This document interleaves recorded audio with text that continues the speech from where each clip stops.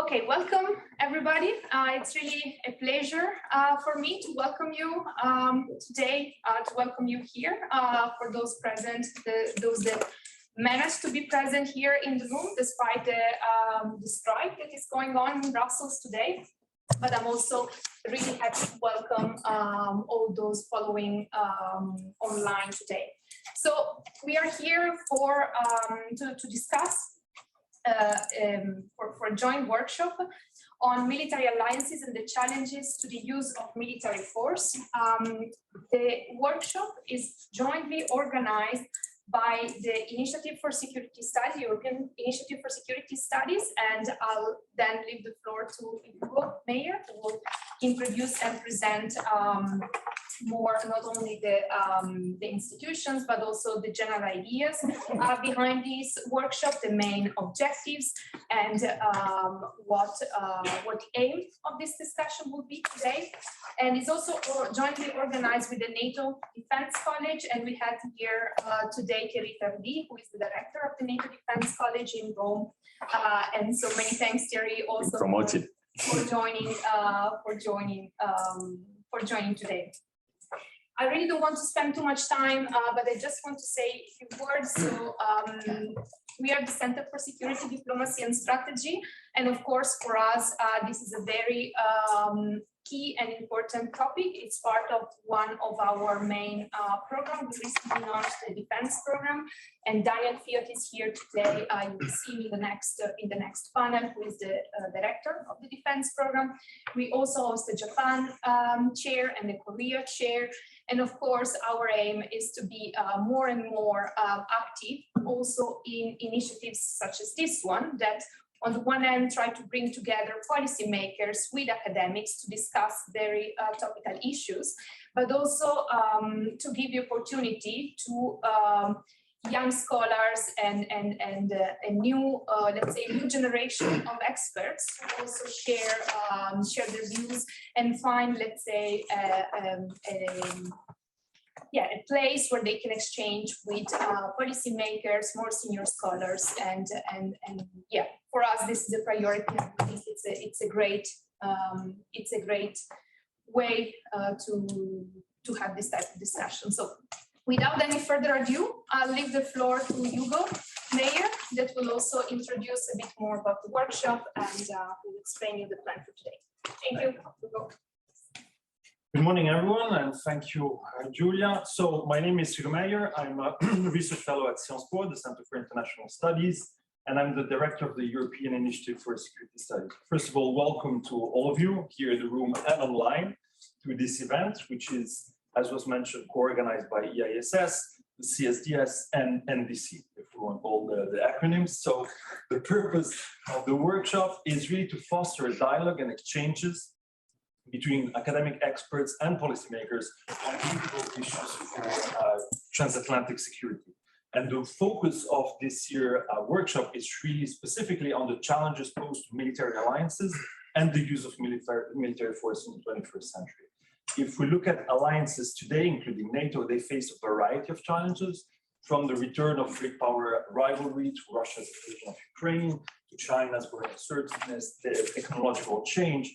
And so all these challenges affect their strategy, doctrines, interoperability, and military innovation within the framework of alliances. So to address some of these issues, we have divided the workshop in two panels. The first one is looking at military alliances and challenges to the use of force from an academic perspective. And then the second panel will look at the policymakers' perspective. So that's exactly the idea, is to foster a debate between all the academics and policymakers in the room. And we'll look at different range of topics like conventional nuclear defense and deterrence, defense partnerships, military technology, and the defense industry. So it's going to be a very wide-ranging discussion, and I very much look forward to it. To do so, we really have a terrific lineup of speakers and discussants, so that's really an honor. We had some uncertainties linked to the current national strike here in Belgium, but luckily I'm really happy that well, you can make it here, and that also all of you can attend and participate online. This is in fact the second edition of the policy workshop. We had the first edition in 2019, so I'm truly very happy that we could reinstate this initiative. And I hope it's going to be the first one of a longer collaboration between our institutions. Before leaving the floor to Thierry, I wanted to give you a brief background on EISS, the European Initiative on Security Studies. That's a network of scholars, pan-European network of scholars, sharing the goal of consolidating a truly European field of security studies. So the hope is to promote academic excellence in Europe, to nurture the development of a new generation of young scholars. So that's really bringing together established, rising, and emerging scholars, and also having these networks of dialogue between policymakers and academics. This is exactly what we're doing today. So I really want to thank, Julia, Daniel, Louis here at CSDS, Thierry at NBC, of course, and all the staff that supported the organization of these grants. At EISS, I'm very grateful to John Elfridge and Artur. And so, welcome to all of you. I very much look forward to our discussion. And Thierry, the floor is yours.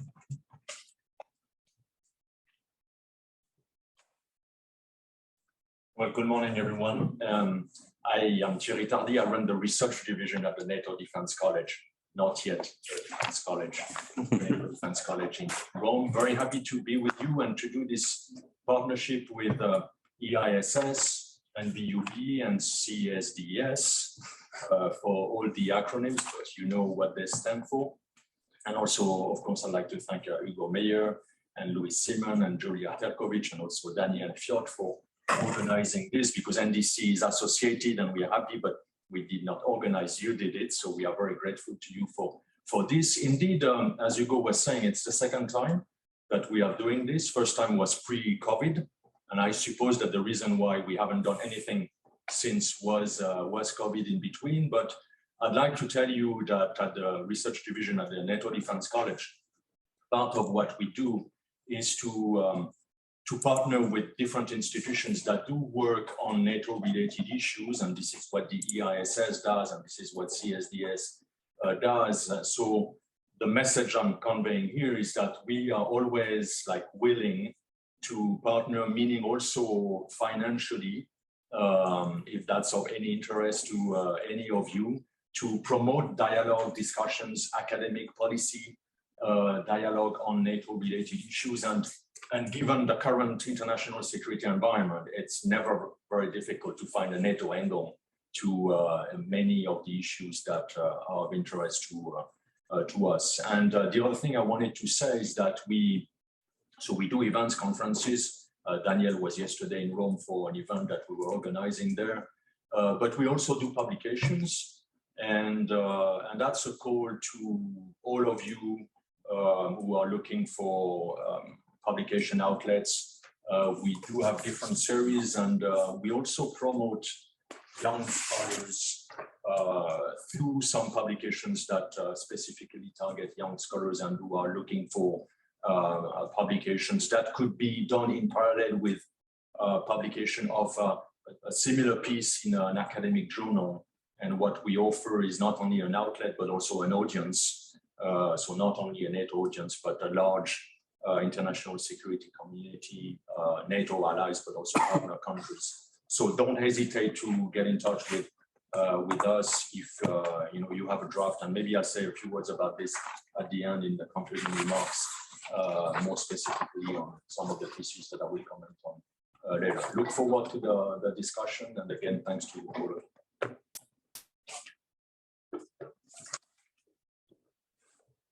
Okay, so I think we can start immediately with the first panel. So first panel is the academic perspective on military alliances and challenges to the use of force. We have a, again, terrific lineup of speakers.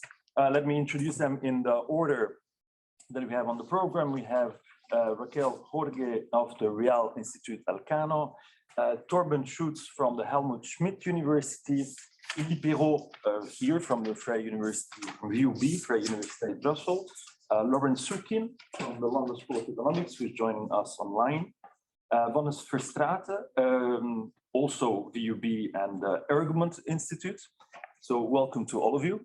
And we also have two fantastic speakers. Raluca Cernatoni from the Freie University in Brussels, with us here online. Hello. And Thierry. So the way Thierry Tardy, the way we'll organize this is every speaker will have 10 minutes to present the central argument and findings of the paper. And then each discussion will have 10 minutes each to discuss all the papers, and then we'll open up the debate to the floor. So let's follow the order in the program. So Raquel is going to present the paper titled Untapping the Untapped, How to Include Startups in NATO Strategic Culture Through Cooperation Between Allies, the case of Diana. Raquel, the floor is yours.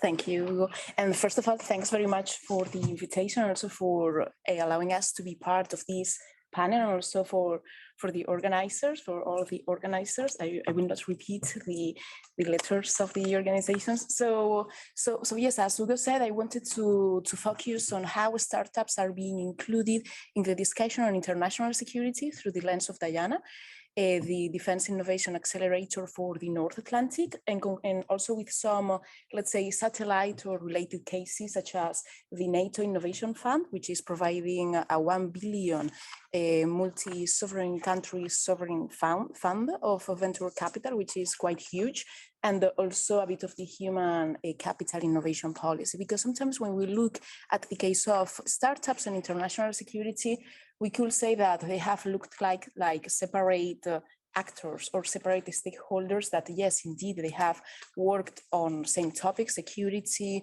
dual use technologies, applications, case use studies, and so on.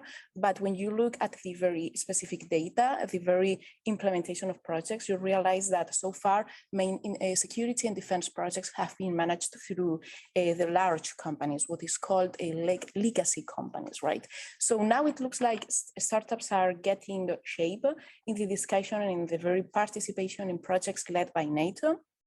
And first of all, I wanted to reflect just a bit on how EDTs, on how emerging and disruptive technologies, strategies and initiatives at NATO have approached the issue of startups. We see that it was not until December 2019, so actually only 3 years ago, that the first implementation roadmap on EDTs was agreed by NATO leaders. And then we needed to wait until February 2021 to see the first endorsement of a strategy on EDTs. And actually, this strategy was called Foster and Protect, NATO's coherent implementation strategy on EDTs.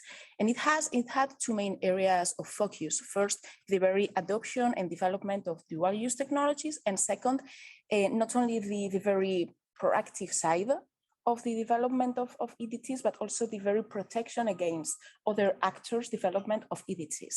When you look at the very presence of startups or other types of, let's say, firms other than the large ones, you realize that actually startups are not mentioned in any point of the document.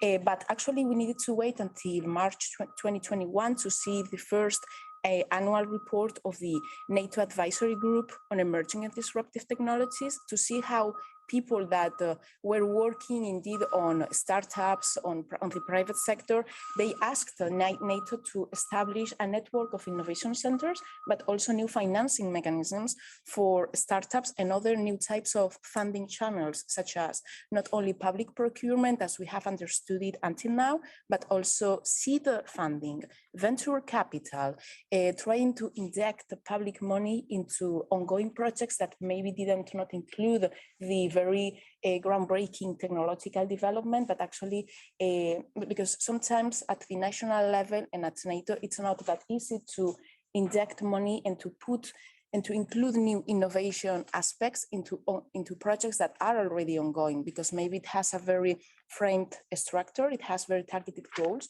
and it is not that straightforward to include new aspects and also to include new actors such as startups. This is the first challenge, that the very conceptualization of NATO in terms of startups has not been that effectively framed, so startups have not been usually included. But when we look as well at the very governance mechanisms, what we realize is that the NATO strategic concept from 2022 doesn't talk about startups. I mean, this shouldn't be a problem at the very first stage, but it is true that if we want actually EDTs to be a proactive, a very operational and practical aspect of NATO security approach and of the 360 approach, it is important to understand how even allies at NATO are framing the governance mechanisms to inject money and to engage startups only in the civilian realm. I am not even talking about dual use technologies. I'm not talking about civilian military relationships, because when you look at, for example, the very development of deep tech, which is the very goal of Diana, of this accelerator, for defense innovation at NATO, you realize that they want to focus on 9 areas of technology. And actually, they want to do it through 2 main approaches. First, deep tech, and second, venture capital. For example, when you look at the very nationally led governance model to engage startups, you see that France has a sort of vertical sector-based public funding for deep tech startups. So for example, you inject money for AI and that's all, for quantum technologies and that's all.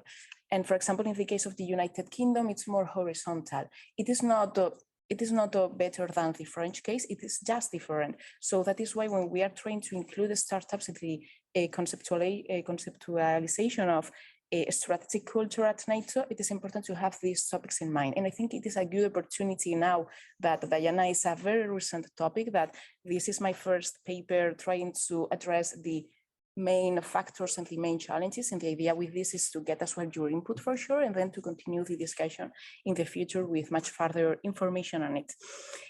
Another challenge when trying to include startups at NATO through the case of Diana is how we understand critical technologies, because not all, even at the very EU level, I'm not talking even about NATO, at the European Union, there is a huge challenge, which is that we don't know how to define critical technologies from a conceptual perspective. It is true that we do have a list at the EU, which is good, which is quite enlightening in that sense, but when it comes down to see how it is actually implemented, it is only considered in the FDI framework, so foreign direct investment, which is important. But if you are trying to not only prevent third countries from investing in your own security projects, but also to try to foster your own internal NATO market, if we can understand it in that way, we still need to have a definition of what we mean by critical technologies, because first the challenge will be for startups,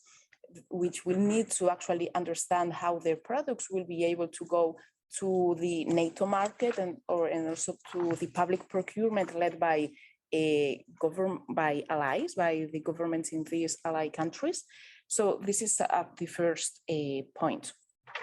And another point is that when we look at Diana is trying to engage startups through challenge programs, through a baseline overview of main startups in different countries. Actually, I don't want to repeat the information that is online available, but if you look at the very Diana footprint on NATO website, you see how countries are trying to channel startups, projects, depending on the very area of technology that they want to focus on. But the point is that we need to connect much better, Diana, not only with the NATO Innovation Fund, which is actually the funding channel, but also with the Human Capital Innovation Policy, which was created by NATO quite recently. The Human Capital Innovation Policy is something that has been raised for several years in all types of organizations working either on civilian aspects or on military aspects. And this is a truly important topic, because you don't only need to have a good talent in those startups, you need to create a culture, a common language, a plain language of how startups can be incentivized and motivated to work with NATO, and also how NATO public procurement division has to produce much more motivations to those startups to engage with them. So this is not only about, so for example, recently I have been talking with people working around the Diana framework, and they tell me that some startups are not incentivized to join Diana because the budget is limited. So I mean, the good thing is that you have a a quite extensive time frame, which is of 15 years, because deep tech ventures and deep tech startups are not developed just in 1 or 2 years. Actually, it takes much more time. So that is a positive aspect, but in terms of the budget, that could be a challenge. So this is another topic that we could discuss in other times. But to attract the startups, we also need to provide new frameworks of startup and NATO cooperation. For example, I wanted to suggest just the Israel model or maybe the UK model. The UK has a military's G-Hub, which acts as the link between the armed forces and the tech community, and Israel has a compulsory military service, as you know, but that is not the topic, which tries to link the best scientific and technological minds, and they are selected for defense, research and development units. And you could ask, okay, but let's make these people that could end up working in startups, first of all, join the armed forces, or at least join the military for 1 year, 2 years. Maybe this is not that straightforward for some startups and for some people, but there should exist a sort of maybe a exchange a bit of staff between NATO, between allies, and between startups. This is, for example, what happens in some Latin American countries. They exchange public servant staff between governments and public administrations. So that will be my proposal. Okay, fantastic and perfect timing. So thank you so much. We'll move on to the next speaker, Torben Schutz, as mentioned, from Helmut Schmidt University, who is going to present a paper titled "The Long Shadow of Alliance Standardization, Technological Lock-in, Strategic Depth, and the Global Arms Markets." Torben, the floor is yours. Yeah, thank you. Thank you all for coming. Thank you for the invitation. So just directly diving into it. In my paper, I argue that alliance-induced technical standardization for artillery ammunition calibers during the Cold War and the resulting technological and industrial lock-ins reverberate in today's global arms market and co-determine the strategic depth of actors involved in large-scale conflicts. And it was kind of, I got that idea while observing the conflict in Ukraine and the role of artillery and the consumption rates of artillery munitions by both actors, essentially. In the paper, I want to go researching that by analyzing global standards for artillery ammunition calibers, global arsenals of artillery systems, and the global arms market conditions for artillery systems and munitions. So a couple of data sets, essentially. And building upon existing conceptualizations of strategic depth, standardization, and the global arms market, I tried to develop a model I called vertical standardization, horizontal supply, and increased strategic depth, and to develop or to see what the theoretical expectations would be, how the world looks essentially in artillery systems and standardization. So artillery systems here means mortars, howitzers, and multiple rocket launchers. And the theoretical debate about strategic depth does not necessarily include the strategic defense industrial assets. So I would argue that a modern definition or an adapted definition of strategic depth should include defense industrial assets, which are necessary for to conduct war in modern times. And since defense industry is always tied to territory, right? Your defense industry is somewhere, and we know of historical cases where, for example, Russia before the Second World War relocated the defense industry behind the Ural, which was really important to withstand and to retain production capacity to continue the fight against Germany. So I think that is a viable development of some definitions of strategic depth. Standardization, on the other hand, is also a wide topic, which is mostly understood in its potential to increase interoperability between allied forces, and thus increase the military power of allied forces. It there are, for example, if you look at NATO, you have standardization in several areas, including doctrinal innovation, starting at using the same terms for the same things.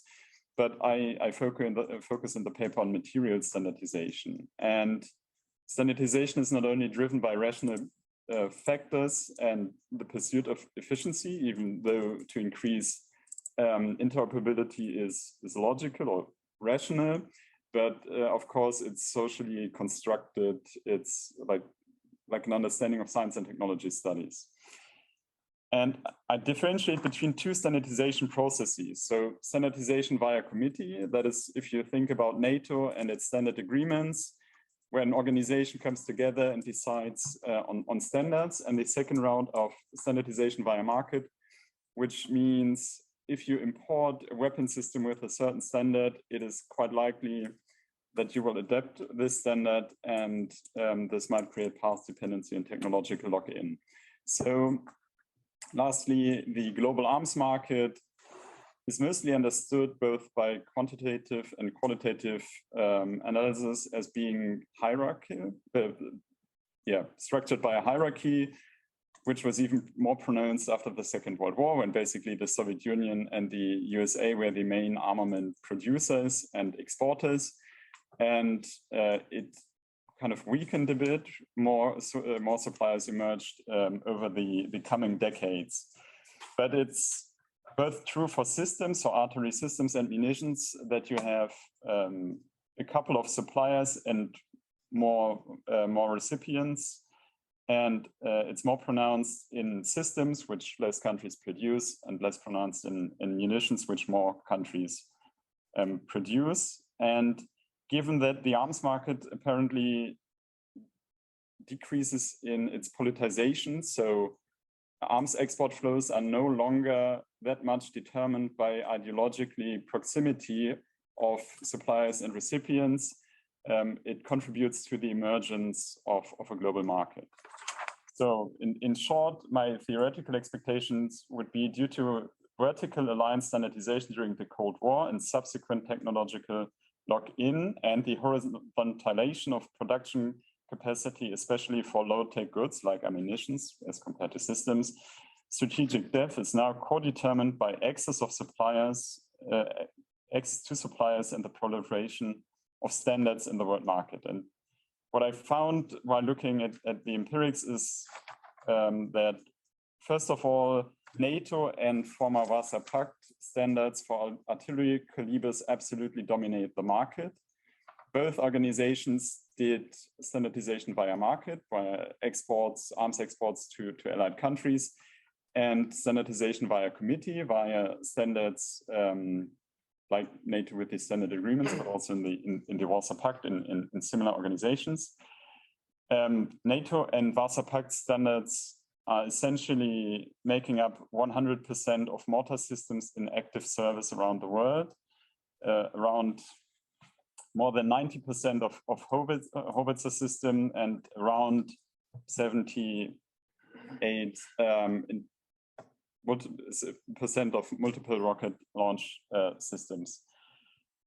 And in terms of market development and history, the US and the Soviet Union, I mentioned it earlier, dominated the market, especially between the 50s and early 80s, where they provided 80 to 90% of global artillery exports. That doesn't obviously not mean that countries couldn't produce their own domestic systems, but even kind of today's sophisticated other suppliers, for example, Germany, Italy, the UK, South Korea, only emerged. So, for example, Great Britain, Italy, and Germany only produced and exported artillery systems in the late 60s and 70s. So at least until that time, the market was very much dominated by the US and the West. And on the other side of the Iron Curtain, for example, Czechoslovakia only emerged as a supplier in the 1980s. China a bit earlier, but even though most suppliers emerging in the later parts of the Cold War were either members of the alliance of NATO or the Warsaw Pact, or they imported some systems from NATO or Warsaw Pact countries earlier, and thus adopted these standards, and then also use these standards in their own systems. China is the primary example for that. The same also shows in today's ammunition landscape, where most countries or most suppliers supply NATO and Warsaw Pact calibers and not much else.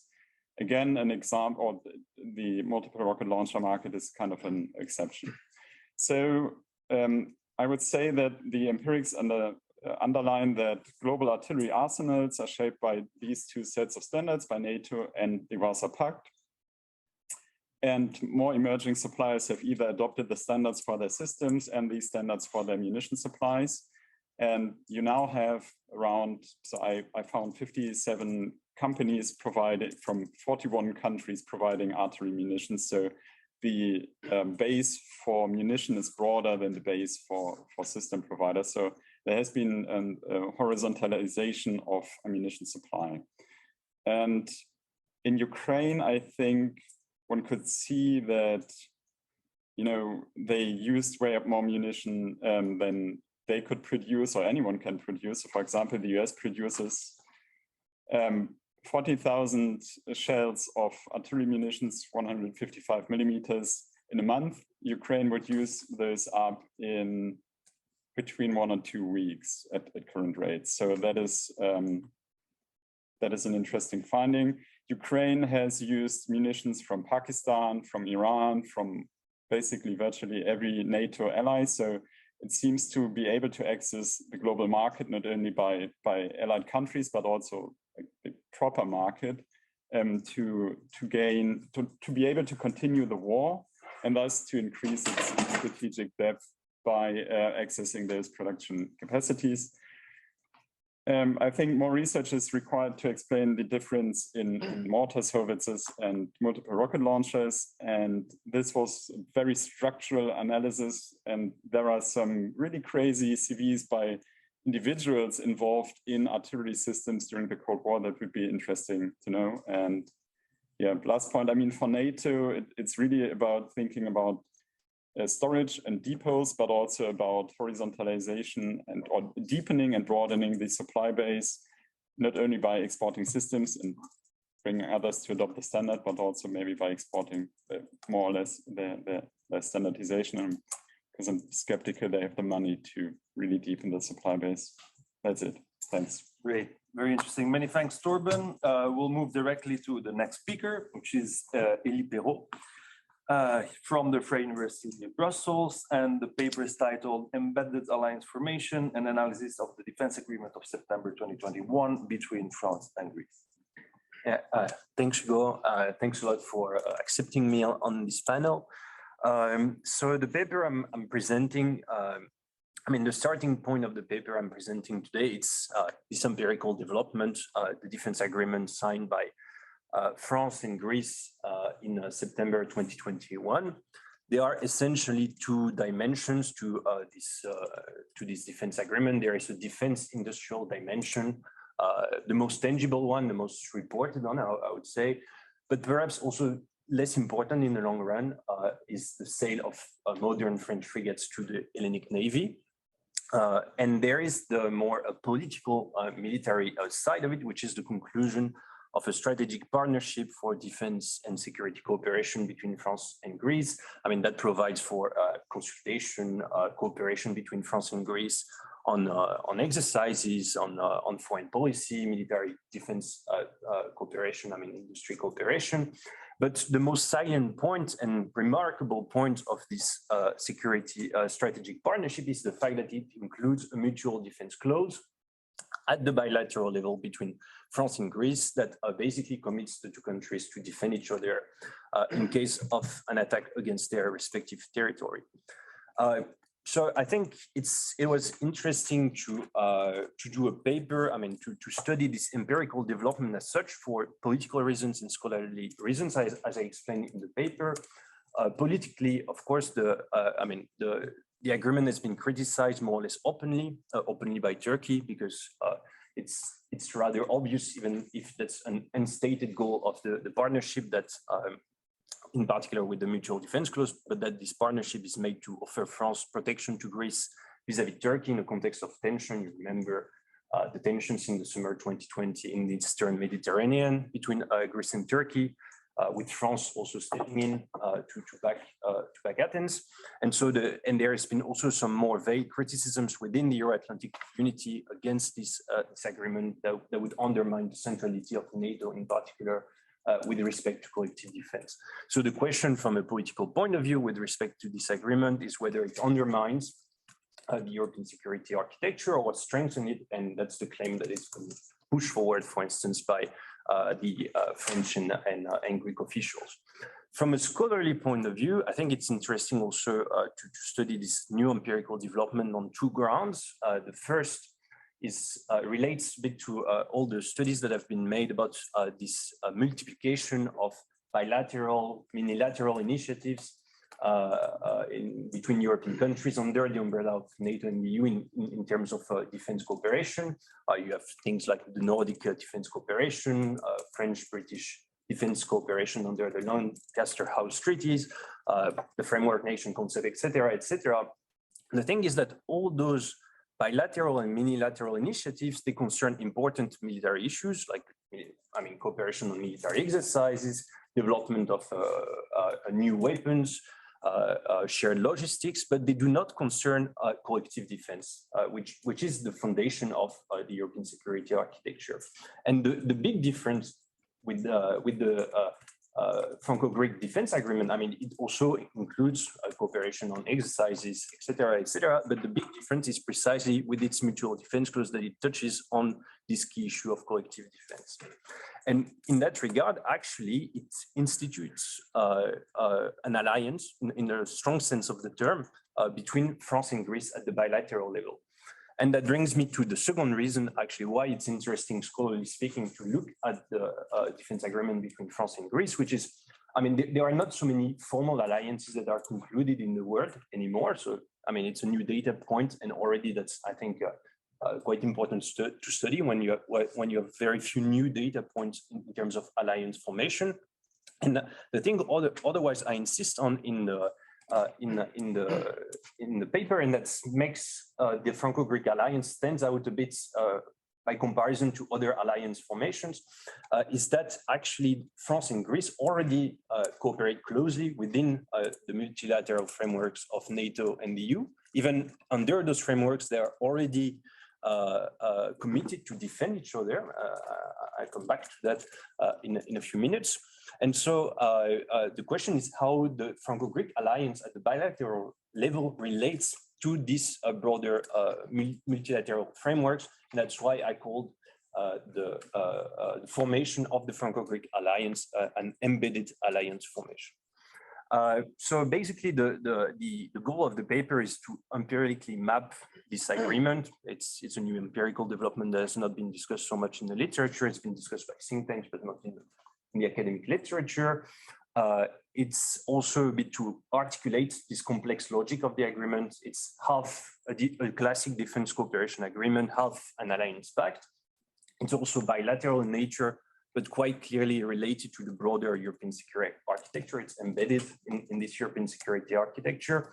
And the third goal of the paper is to draw the political and scholarly implications of this development. I start the paper, the body of the paper by putting the collective defense, the critical issue of collective defense a bit aside. At first, I just look at the classic, let's say, dimensions of the Franco-Greek defense agreement. I explain the circumstances in which they were forged, like the tensions in the Eastern Mediterranean in 2020, the issues that they've raised. And then in the second part of the paper, I really focus then on the collective defense clause, the terms of the Franco-Greek alliance.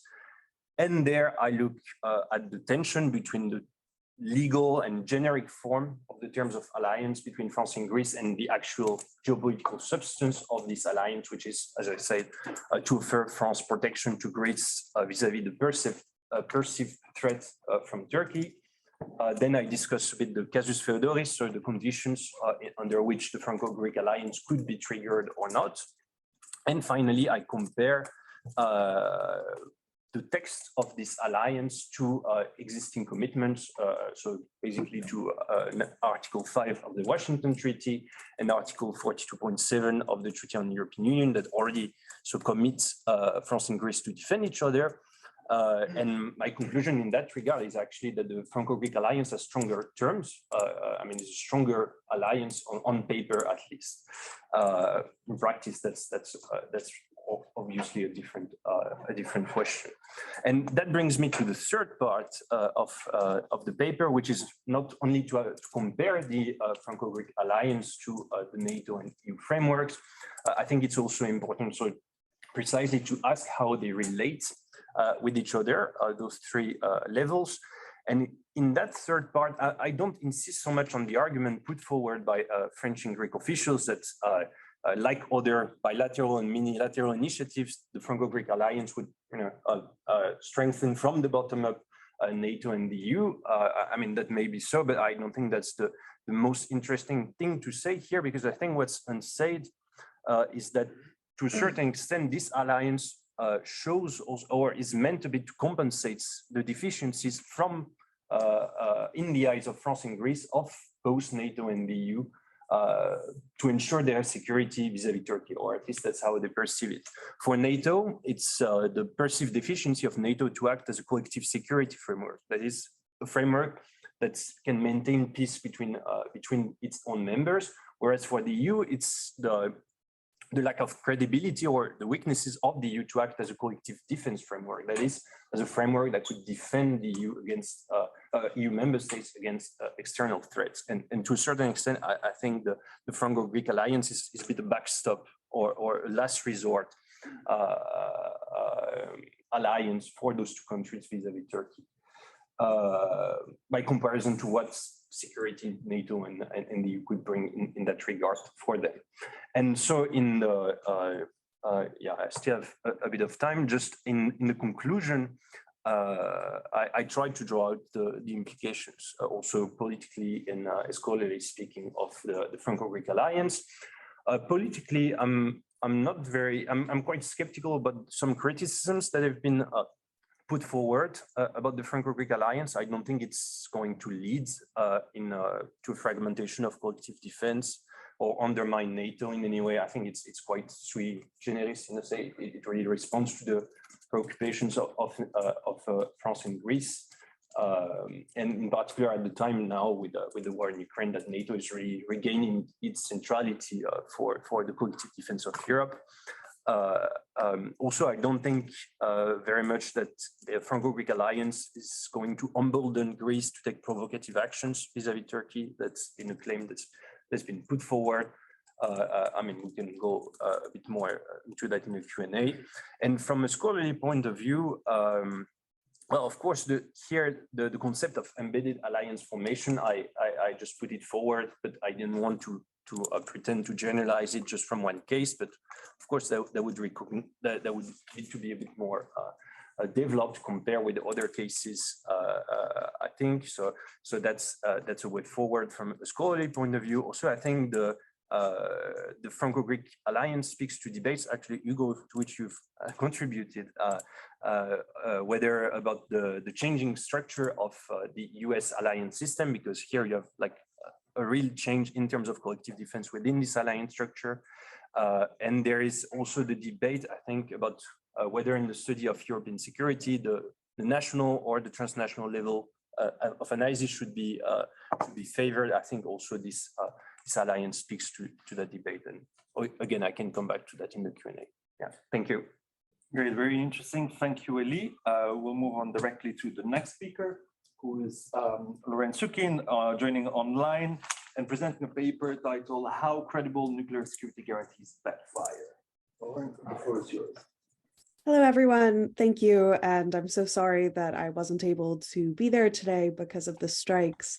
I'm going to be previewing some results from a book project that I'm working on now.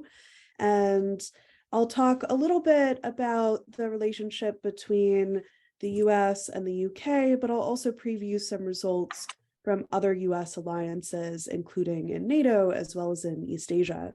So the book project starts with this question: how do nuclear states try to reassure their allies that they don't need nuclear proliferation of their own? And traditionally, scholars argue this is through showing willingness to use nuclear weapons to defend allies and to retaliate against adversaries. Now, this has long been a key component of the NATO relationship. And much scholarship is focused on the problems that nuclear guarantors can face to make sure that those guarantees are credible, that allies are not concerned about abandonment. But in this project, I want to suggest in some ways the opposite, that excessively credible promises to use nuclear weapons to defend one's allies can also create a failure of reassurance. And this occurs when these signals of resolve to use nuclear weapons lead states to worry about whether or not nuclear guarantors like the United States might use nuclear weapons under conditions that their allies don't actually support. And one way to resolve this issue is to distance from reliance on nuclear states. So the book project uses both historical case studies of nuclear proliferation, as well as survey experiments on modern attitudes about alliances and nuclear politics. But today I'm going to focus on the survey experiment component of the book project. But first, I'll review the theory a bit more.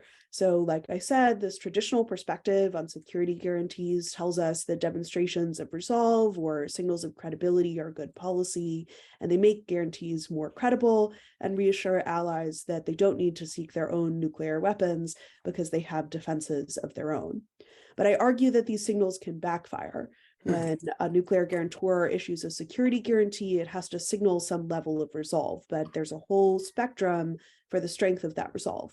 If resolve looks weak, if allies think that they'll be abandoned in moments of crisis, then they may need to distance themselves from the alliance. But it's hard to resolve that abandonment concern. It's hard to show you'd actually be willing to go to war for an ally. So what do states do? They employ strategies like tripwire troops, forward deployed nuclear weapons, shows of force, threats against adversaries. These policies make security guarantees look credible, but we also know that they have downsides. They make accidents more likely, they create opportunities for miscommunication, and they show that nuclear states are both willing and able to use nuclear weapons, that they have a high risk tolerance for nuclear use in their foreign policy. So there's this potential downstream effect where allies might fear a mismatch in preferences, and a guarantor might escalate when an ally would have preferred to avoid that outcome. After all, the consequences of nuclear war would generally fall much more heavily on American allies than on American territory itself. So the project looks at a number of different nuclear alliances to think about when and why this backlash occurs.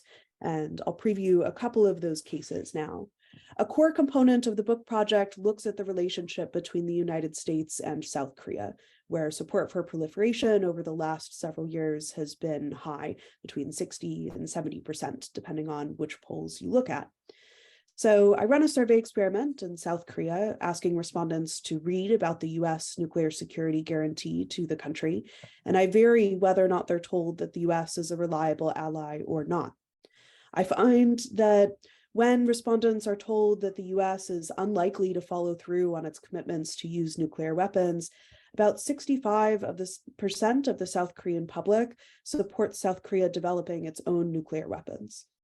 In contrast, when I tell respondents that the US is actually very willing to use nuclear weapons in response to threats to South Korea, the public shows even higher levels of support for proliferation. Support for proliferation goes up by between 6 and 8 percentage points. And that's substantively important. That's a greater movement in public opinion than the effect of gender, age, respondents' political party, or their ideology. These factors that we should ex ante think would be very important for assessments about whether or not any individual is willing to support proliferation in South Korea. Now, importantly, I can also show that this is because of these concerns about the possibility of rash US escalation. A majority of individuals in South Korea think the alliance with the US will bring the country into an otherwise avoidable nuclear conflict. And respondents write that proliferation will help them be free from intervention from the US, keep the United States in check, avoid the interference of Western powers, and contain the United States. So this shows that there's concerns about relying on the US. And these concerns aren't just limited to South Korea. In the United Kingdom, a state which already has nuclear weapons, my survey experiments show that stronger signals from the US of willingness to use nuclear weapons to resolve security issues in Europe increase support in the UK for nuclear modernization and for further investments in their nuclear arsenal. That means the reassurance effect of a US nuclear security guarantee in the UK is problematic. It's increasing the sense that the British government needs to have stronger and more independent capabilities. And we see similar responses as in South Korea, where respondents write about the need for the UK arsenal to be strong enough to keep the United States in check. And this matches historical conversations. If we think back to, for example, the British development of thermonuclear weapons, conversations in the government at the time emphasized concerns about US adventurism, whether or not the British would have a viable check on US foreign policy if they decided to escalate or intervene in a conflict dragging the UK and, in fact, the world into a nuclear race. So I'll read here, for example, a quote from Lord President of the Council, Lord Salisbury, in 1954, where he says, "Without thermonuclear weapons, Britain would not be in a position to influence the American government and prevent impatient elements in Washington from plunging the world into war, either through misguided intervention in Asia or in order to forestall an attack by Russia." So indeed, we can see that numerous developments in the expansion of the British nuclear arsenal over time have been tied to these concerns about nuclear conflict and nuclear escalation that could occur without a viable check from American allies. I find these results throughout NATO. So I'll preview some findings from surveys that I was able to run in March of 2020 in Central and Eastern Europe, where I find 48% support for proliferation in Poland for individuals who were told that the US would not be willing to use nuclear weapons to defend Poland, and for individuals who were told that the US is in fact very willing to use nuclear weapons in Central and Eastern Europe. 55% of polls supported proliferation. That indicates that this willingness to use nuclear weapons not only brings up this desire for independence, but also we're seeing relatively high numbers, high levels of public support for developing nuclear weapons, even in a place like Poland, where we might think that this policy is far-fetched. And in addition, 83% of individuals in Poland in March 2020 in this polling showed that they viewed the US reaction to the Russia-Ukraine war as reassuring, in part because of the lack of military action. There seems to be somewhat of a public preference for less escalatory policies, even at a moment of quite intense crisis. The results in Lithuania echo these sentiments. When the US is said to not be very willing to use nuclear weapons, 36% of Lithuanians supported the idea of their government developing its own nuclear weapons. And that increases by 3 to 5 percentage points when the US is said to be very willing to use nuclear weapons in the region. I similarly see support for the US reaction to the Russia-Ukraine war with 65% approval in Lithuania, again in March 2022, in part because of a preference for less escalatory policies and support for the US decision not to intervene at that time. In Turkey and in Greece, I again see relatively high levels of support for nuclear proliferation that increase when the US signals its willingness to use nuclear weapons. In Turkey, I find 72% support for building nuclear weapons under conditions of an unreliable US nuclear security guarantee to Turkey. And that gets even higher when the US signals its willingness to use nuclear weapons, with support going up to 84%. So this should be concerning. These numbers are incredibly high in a country where the leadership has repeatedly talked about their willingness to use nuclear weapons, and in a country where there's already been tensions with NATO and concerns about independence. So that previews a couple of the key results from the project. I'm happy to talk about any of these case studies in more detail, but I want to wrap up briefly with a couple of conclusions. So while much of the literature on this question has told us that security guarantees that are not sufficiently credible can have drawbacks, for example, that allies who have those guarantees will fear being abandoned and might therefore proliferate, the work that I've done for my book project inverts the argument. It suggests that allies should be, and in fact are, concerned about excessively credible demonstrations of resolve to use nuclear weapons, that states that might precipitously escalate to the nuclear level when the consequences of doing so would fall more heavily on their allies than them, should be willing to demonstrate their ability to use restraint in their nuclear policy in order to assuage some of this desire to develop independence from nuclear guarantees and capabilities that may be separate from reliance on the United States or other nuclear states that might be willing to try to defend allies as a substitute for them developing their own nuclear capabilities. So there are two key policy takeaways.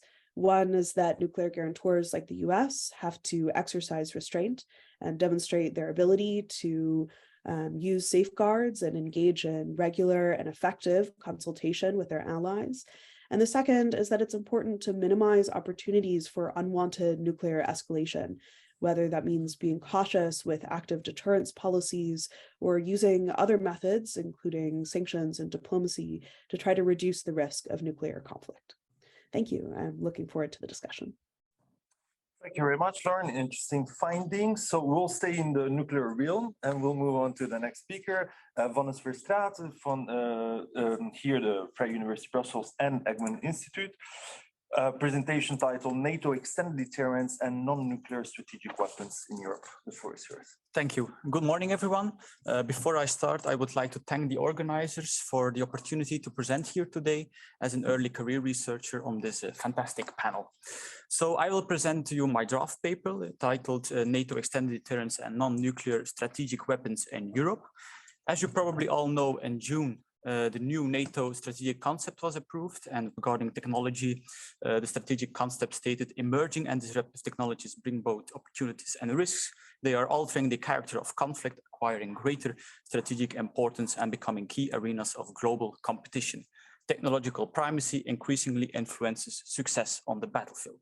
My draft paper focused specifically on the implications of these new emerging and disruptive technologies on the related concept of non-nuclear strategic weapons, on nuclear deterrence, and therefore also on NATO as a nuclear alliance.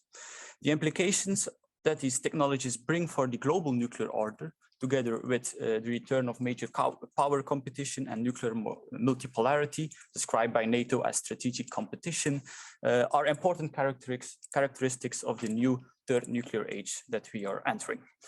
The central questions of my draft paper are in what ways do new emerging and disruptive technologies have an impact on nuclear deterrence?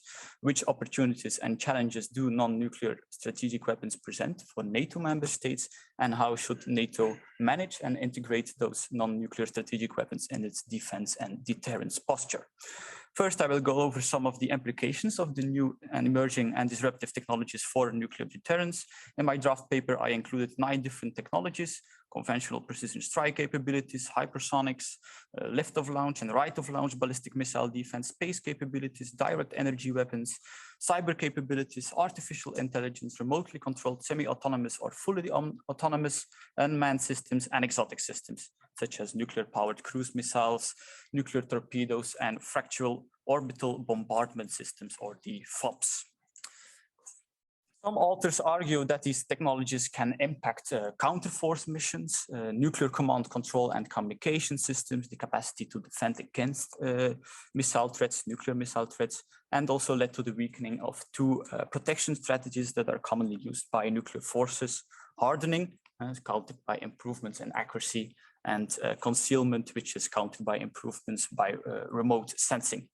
And this has also an impact on the survivability then of second strike capabilities and so forth.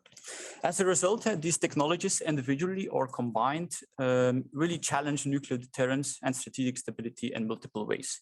But they also provide opportunities to strengthen deterrence. So it is really a double-edged sword for nuclear deterrence and is also for NATO. In the second part, I focus on the related concept of non-nuclear strategic weapons and discuss some opportunities and risks they bring to NATO as an alliance and to its member states. These types of weaponry can have significant implications for intra-alliance dynamics. Therefore, it is crucial to understand these opportunities and risks these weapons entail and bring to NATO. So I have identified 5 opportunities and 14 risks in the literature. The 5 opportunities are non-nuclear strategic weapons bring deterrence benefits for non-nuclear armed states. They can also strengthen the nuclear deterrence of nuclear armed states. The use of these weaponry can lead to a better understanding of the problem of conventional nuclear entanglement. A decrease in the cost of extended deterrence is also expected because the guarantor can rely on more cost-effective systems such as drones and cyber capabilities for its reassurance missions, and also an increase in low-level instability because of the problem of moral hazard, but a decrease, some authors expect a decrease in high-level instability. Then 14 risks were identified, an overestimation of the deterrence benefits of those types of weaponry, a negative impact on strategic stability because of implications that these conventional deterrent brings to the adversary, new escalation pathways that are made possible because of a perceived counter-force capability under the sovereign control of a non-nuclear armed ally, negative impact on strategic stability because of a more complex security environment, because of there are more independent decision-making centers, negative impact on strategic stability because some states ignore the doctrinal implications and think that these types of weaponry can only be used for tactical missions, but you have also strategic implications. Negative impact on strategic stability because of uncertainties amid allies, for example, cyber capabilities, unmanned systems, are they really that reassuring compared with boots on the ground, right? Then the problem of moral hazard and the related problem of entrapment. There's also a risk of tactical escalation, risks related to relying on deterrence by punishment, a risk of conventional nuclear entanglement, and the well-known problem of warhead ambiguity, and also then the related target and intent ambiguity, especially with FOBs and hypersonic weapons. Negative implications for arms control, and lastly, less restraint in using those weapons, for instance, for counterforce missions, because, well, the nuclear taboo doesn't apply on conventional weaponry. So yeah, 14 risks. The final part of my draft paper is more of a policy recommendation on how NATO should manage and integrate non-nuclear strategic weapons. I argue that the cooperation between allies with regard to those type of weaponry should be formalized by creating a non-nuclear strategic multilateral force, MLF 2.0. And during the Cold War, there was a NATO proposal for a multilateral force from the nuclear realm in the 1960s that consisted, according to Alberg, of bombers, submarines, and tactical nuclear weapons. The weapon systems would be manned by mixed nationality crews with participation open to all NATO allies and under SACEUR's control, which eventually can also lead to a European SACEUR that would control such a NATO nuclear force. Nonetheless, this proposal failed because of military, technical, and political concerns and was replaced by today's nuclear planning group and the whole nuclear sharing agreements. However, NATO has a non-nuclear capacity that is multilateral in nature and can be used as a blueprint, namely the shared AWACS fleet. Right? 17 NATO member states participate in the NATO Airborne Early Warning and Control Force program, and all NATO allies make financial and other contributions to this force. It's also maintained and operated by NATO itself. Another interesting existing structure is the NATO Integrated Air and Missile Defense System, but also the NATO ballistic missile defense. Some NATO member states make voluntary national contributions, but the command and control system is collectively funded. And last month, also on the 13th of October, 14 European NATO allies and Finland, which I hope will soon be an ally, also agreed on the development of the European Sky Shield initiative, which will enhance NATO's integrated air and missile defense. Therefore, fusing these existing frameworks together with developing and deploying collectively other non-nuclear strategic weapons could lead to the envisaged MLF 2.0. The idea emphasizes the necessity of mixed nationality crews like the NATO AWACS squadrons instead of separate national contributions. I also argue that such an MLF 2.0 would enhance some of the opportunities and mitigate some of the risks that I just discussed that are related to non-nuclear strategic weapons. Such a force would limit the creation of new, potentially destabilizing independent decision-making centers, and hence also mitigate the risk of moral hazard and entrapment, as an MLF 2.0 will be under NATO command, right? So multilateral instead of national. Such a force would also mitigate the lack of expertise and doctrinal underdevelopment, as allies would be forced to tackle questions related to the use of these new technologies together. But on the other hand, it can also strengthen the nuclear and conventional deterrence of the alliance. In addition, NATO allies can create scale benefits and therefore create a larger and robust enough conventional deterrent force with the necessary support capabilities compared to smaller national forces. It will also create cost savings because, well, duplications would be avoided. Moreover, the inclusion and participation of all the allies will lead to a stronger voice in the decision-making process and standing for certain non-nuclear member states and the alliance. And lastly, it will also be politically less provocative than expanding the number of participants in nuclear sharing, circumventing the 3 no statement by Christopher Warren in 1996. But it will still strengthen the alliance's nuclear deterrence. So to conclude, new emerging and disruptive technologies have multiple implications for nuclear deterrence and thus also for NATO as a nuclear alliance. Furthermore, the draft paper also reviewed the literature on non-nuclear strategic weapons and identified 5 opportunities and 14 risks.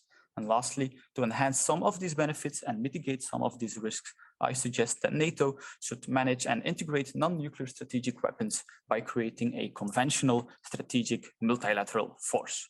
So thank you for your attention, and I'm looking forward to the comments, feedback, and questions. So thank you very much. Very interesting presentation. And I want to thank all the speakers for a very interesting and thought-provoking set of presentation. We'll now move on to the discussants, who will have each one of them 10 minutes to discuss and give feedback and ask questions. And we'll start with Raluca Cernatoni, Freie University person. Raluca, the floor is yours. Good morning. I trust you can hear me fine. Yes. Yes. Okay, perfect. Good morning, and indeed apologies for not being in the room due to disruptions, really much on the topic of today's conversation. Thank you very much to all the presenters and also for sharing their papers.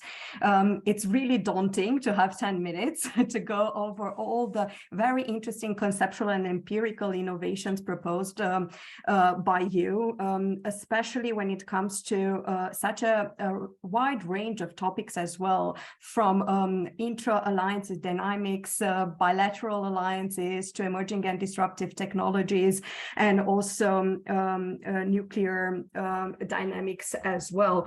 I will try to go one by one. I think it will be easier to follow kind of the argumentation presented also this morning, but also the main ideas presented in the papers themselves. So I will start with Raquel.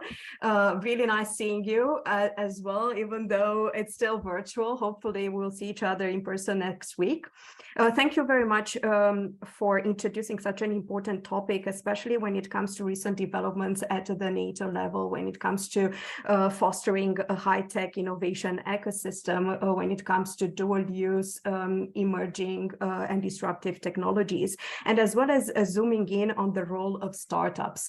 So my 2 cents, let's say, or takeaways from the presentations, and one suggestion would be indeed to try to unpack this public-private dynamics from a scholarly point of view. So to engage with the literature, especially innovation studies literature and recent insights provided by science and technology studies when it comes to understanding the role of the private sector in governance dynamics. So from this perspective, I think that there is a huge opportunity here to contribute to that literature and try to understand, let's say, the more non-conventional defense industrial players when it comes to creating this joint allied emerging and disruptive technological and industrial base, especially when it comes to unpacking high-tech innovation ecosystems across allied nations, and try to understand more and opening the black box of some of these dynamics. So from this point of view, my observation would be, first one is to really understand conceptually and theoretically the role of these private sector players, especially the startups, as indeed non-conventional, also operating through various different innovation models and business models for that matter, and try to better understand these dynamics and their interests and perceptions, especially with regard to innovative initiatives like Diana and the Innovation Fund.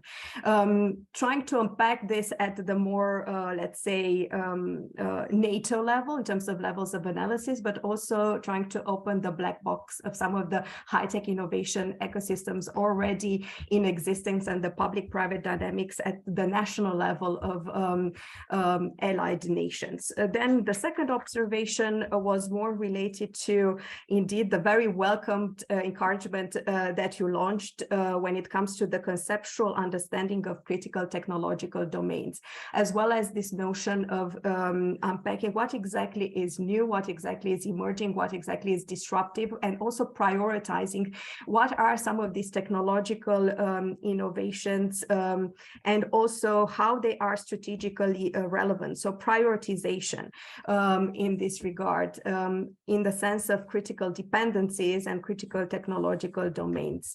Then, of course, there is a lot of proliferation of what I call buzzwords, emerging, disruptive, critical, deep technologies, so dual-use technologies, so trying to introduce a lot of clarification when it comes to some of these definitional angles. And indeed, trying to unpack mostly the role of startups when it comes to critical technological domains for security and defense, and their mainstreaming in a certain security and defense supply chains.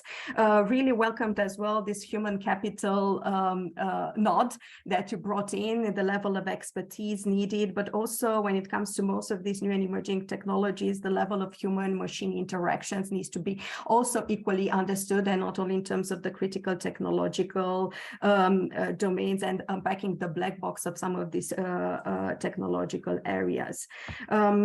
Okay, I will move, I have a couple of other observations, but I will move to Torben because of the time constraints. Again, thank you very much for extremely interesting paper, as well as a very granular understanding of alliance-induced technical standardization by going back to history and really trying to understand some of the path dependencies and lock-ins, technological and defense industrial lock-ins, for instance, of indeed understanding how artillery systems and munitions and standards work during the Cold War era, especially under NATO and the Warsaw Pact.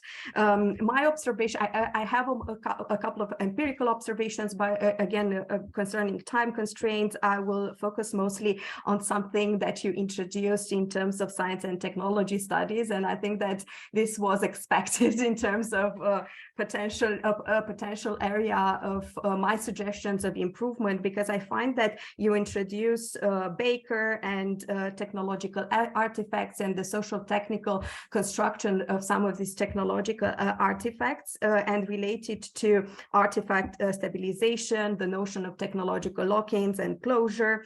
But also you introduce another interesting concept proposed by Ford and Gould, that of hegemonic control. So my encouragement would be to really engage more substantively with this literature, especially again to opening the black box of some of these technologies that you list. And ammunition systems, and especially when it comes to their flexibility, another notion that you introduce at the end of the paper. So yes, my encouragement would be to indeed engage substantively with some of the conceptual angles that you introduce there, and see also affinities with the other concepts that you propose when it comes to technological lock-ins and the importance and defense economics when it comes to deepening and expanding a strategic depth and other types of conceptual tools that you deploy in your analysis. Okay, really fast. I'm not sure how I'm with the time.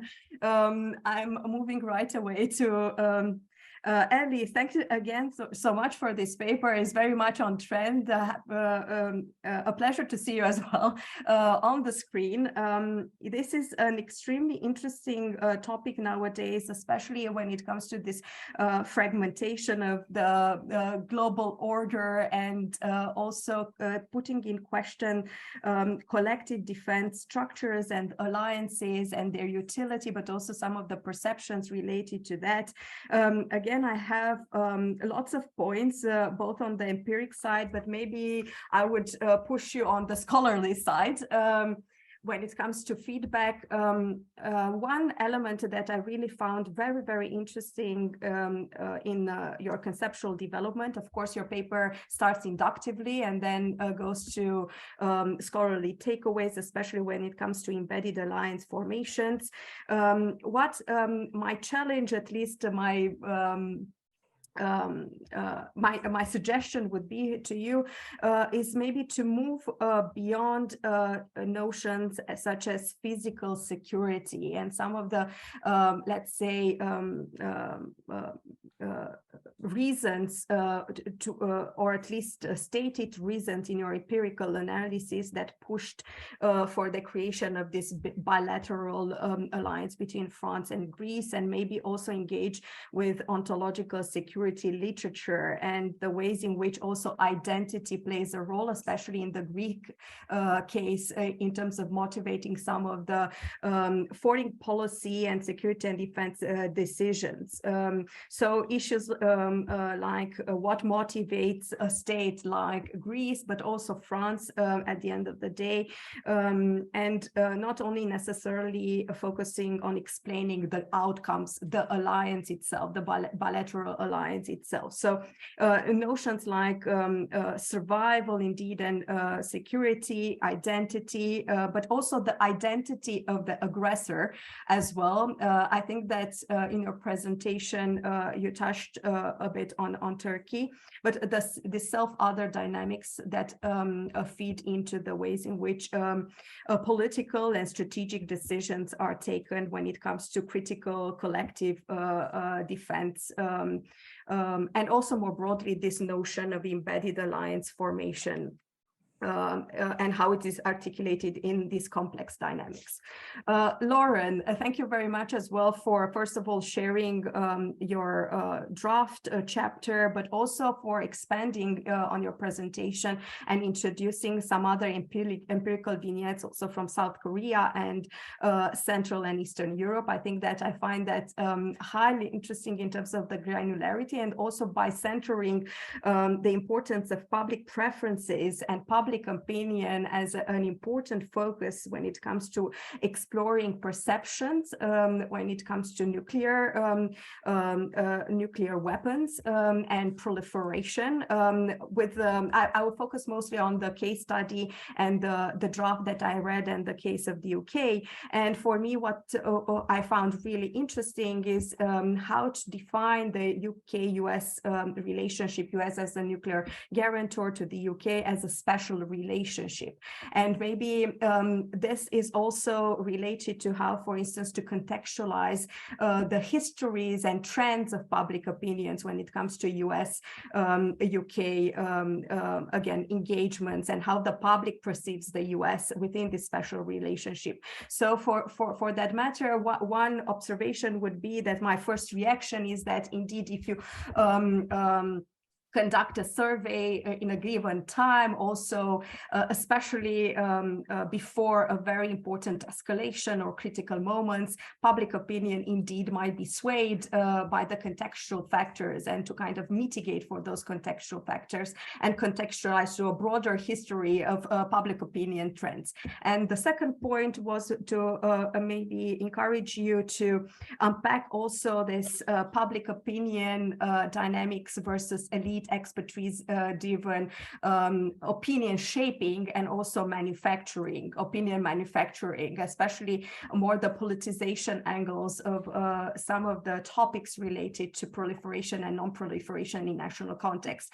And I refer to this because I know also the case study of South Korea when it comes to the role of the civil society in terms of shaping such perceptions more broadly and also influencing decision making when it comes to non-proliferation, for instance. And I might even suggest you look into Dreamscapes of Imaginaries by Sheila Yasanov and Kim, where there is a chapter specifically dedicated to this topic. So kind of this elite versus public dynamics. Okay, finally, last but not the least, Vanessa, very interesting paper in terms of zooming in on non-nuclear strategic weapons and linking them to new emerging and disruptive technologies, but also to the notion of nuclear deterrence.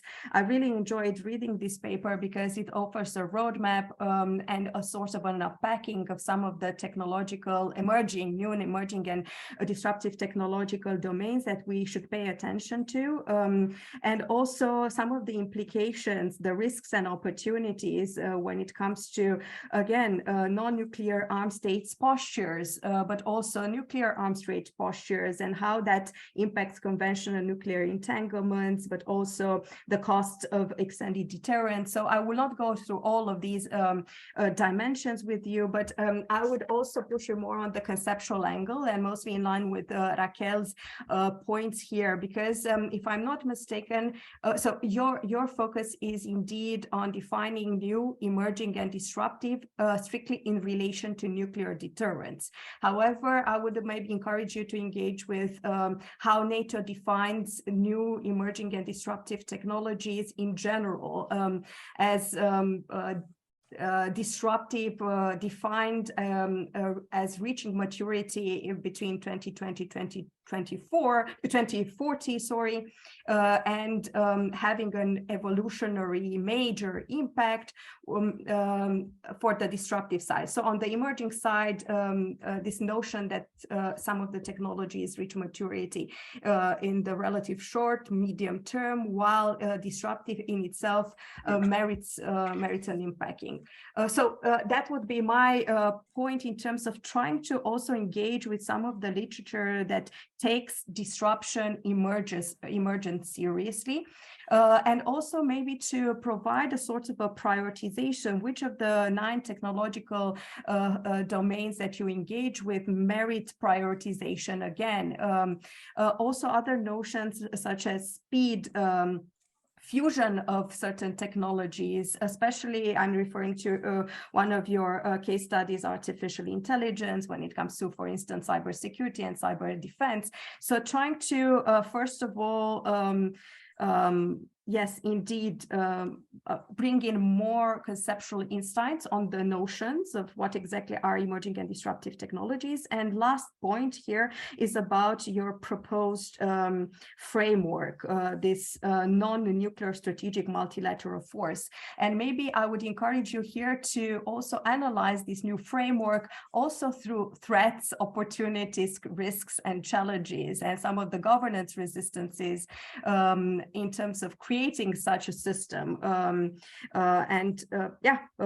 whether there will be stronger support for it, the cost efficiencies of that, and how to legitimize the creation of such a framework.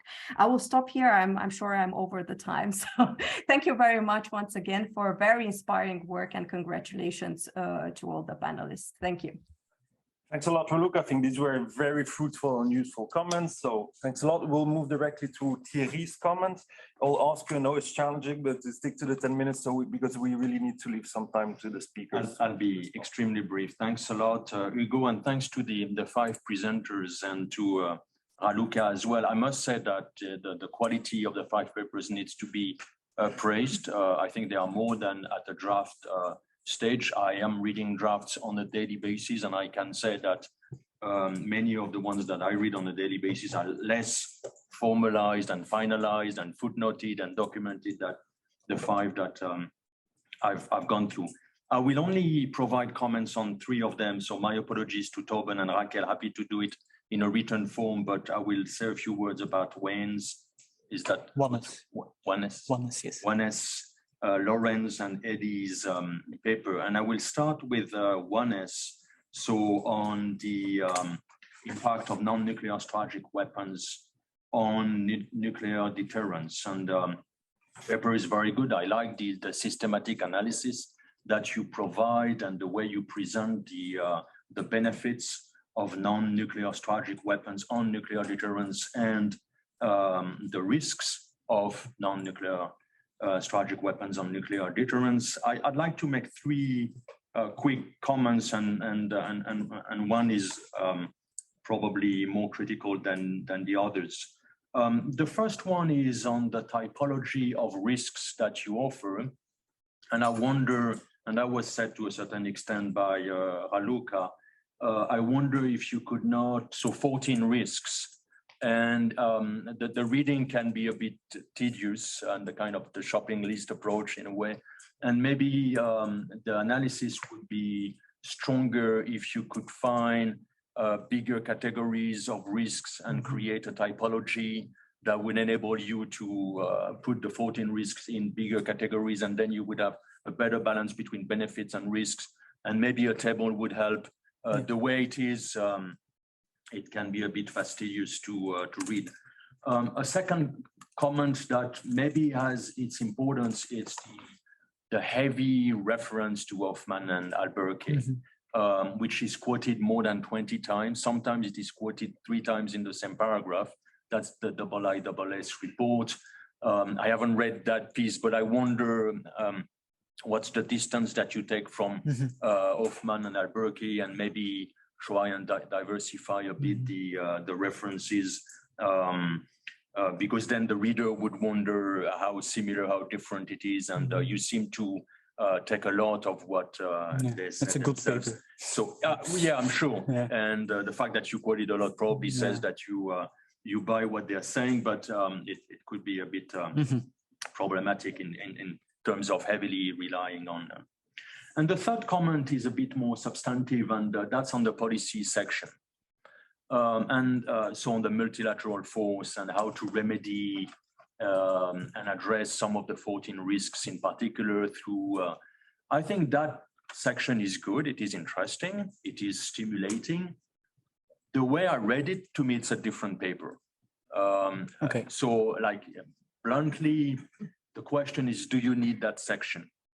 Would it not suffice for you to have the solid paper that you have on the benefits and risks of non-nuclear strategic weapons on nuclear deterrence and the systematic approach of the 14 risks through a typology? And maybe in a conclusion, you would like to go to some policy options that NATO could resort to attenuate those risks, but make it a section of, I'm just not sure. To me, it would suffice to have just the first part on the analytical and not necessarily the policy response. But if you were willing to keep that section, then you do that to a certain extent, but maybe you would need to look at the multilateral force against the 14 risks systematically. You do that, but maybe you could push that a bit if you were willing to keep that section. On Lauren's paper, so I need to be very humble here because I thought the paper was excellent. I understand it's a chapter of a broader study, and it's very convincing. It's well documented, the literature review and everything, the conceptual part. So 3 questions more than comments to you, Lauren. One is that it seems to me that a lot of what you are saying about credibility and its impact on proliferation or non-proliferation is about entrapment. And you dismiss the concept. So at some point you say, because entrapment usually involves responsibilities for an ally outside of the scope of a formal security guarantee, this hazard is independent of guarantee credibility. And I'm just wondering if you are not too easily dismissing a concept that would help you in the analysis, and maybe you've done that, but it seemed to me that that concept would deserve a better treatment because it's part of what you are dealing with. But I'm sure you have good reasons to dismiss the concept as you say. The second comment or question is that, so you are looking at how a too strong credibility of security guarantees would lead to proliferation, and that's against the traditional wisdom by which it's a lack of credibility that would lead to. That's convincing, it's interesting, it's stimulating as you go said, but here I wonder if you do not insist too much on the notion of credibility as your independent variable and not sufficiently on the issue of escalation or abused escalation or inadvertent escalation as an intermediate variable. That, it seems to me, is what you are looking at. What you're looking at is the thing that states would look at the risk of escalation due to a too strong credibility of security guarantees and then would proliferate because of this. So you say credible guarantees can generate fears about US-driven escalation and consequently increase support for investment in UK military capabilities. So you have two layers of analysis here, but I was wondering maybe the US-driven escalation and its abuse is coming from a too strong credibility, but that is what matters in the end. And maybe you are overemphasizing the credibility variable and underemphasizing the escalation variable. And third comment or question, I'm wondering if you are not generalizing on the basis of the UK example. And the question is, where are the other empirical data that show that beyond the UK, you have a case for a too strong credibility leads to proliferation? So maybe other chapters of your book do that, but in the end, the frustration that I had reading your piece, although I said it was extremely good and stimulating, is a lack of credibility leads to proliferation, but your argument is to say too strong credibility also leads to proliferation. So how do you play with those? So what is the situation that will not lead to proliferation if it's both a lack of credibility and a too strong credibility? You looked at that in your presentation, so I'm sure you have something on this, but probably this needs to be unpacked. On ELISE, and I have a few more minutes to go on, 2 minutes. Yeah. I had 5 comments and very good paper, and as you said, a new alliance, and it's one of the first papers that, if not the only paper I've read on that Franco-Greek defense treaty. So welcome, well written, and I like the combination of policy and more academic, and that's fine with me. And probably you will need to put the stress on the policy or on the academic, depending on where you want to publish the piece. 5 quick comments. First, your topic is the impact of the treaty on the broader security architecture, and this is how you present it. If that's your topic, I just wonder if your first section on the procurement is necessary. For me, it is not. I think what matters to you is what follows, but the procurement by Greece of French weapon system is, I think, outside of your topic.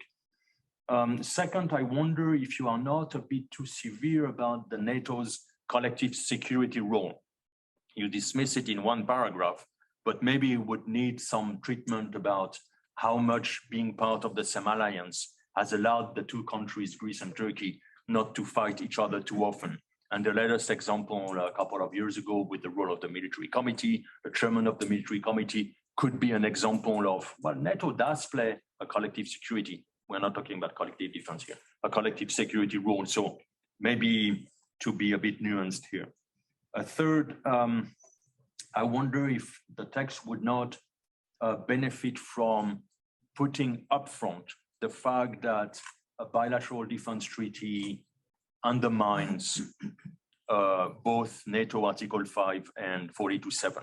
You said that in the piece, but maybe it would be good to put it upfront and then unpack the extent to which it undermines both Article 5, NATO, and 42.7. And 2 more comments. I understand we don't have much time. In your conclusion, you say that the Franco-Greek alliance is a stepping stone towards greater European strategic autonomy. But that's not what your piece is saying. So maybe that would require a discussion and how you reconcile 40-7 being weakened and strategic autonomy being strengthened. And maybe a final comment, you don't say much about the French motivation. It's very clear what Greece is looking at, but it's not clear what France was looking at when signing that treaty. So that deserves more than a footnote and maybe a paragraph. Thank you.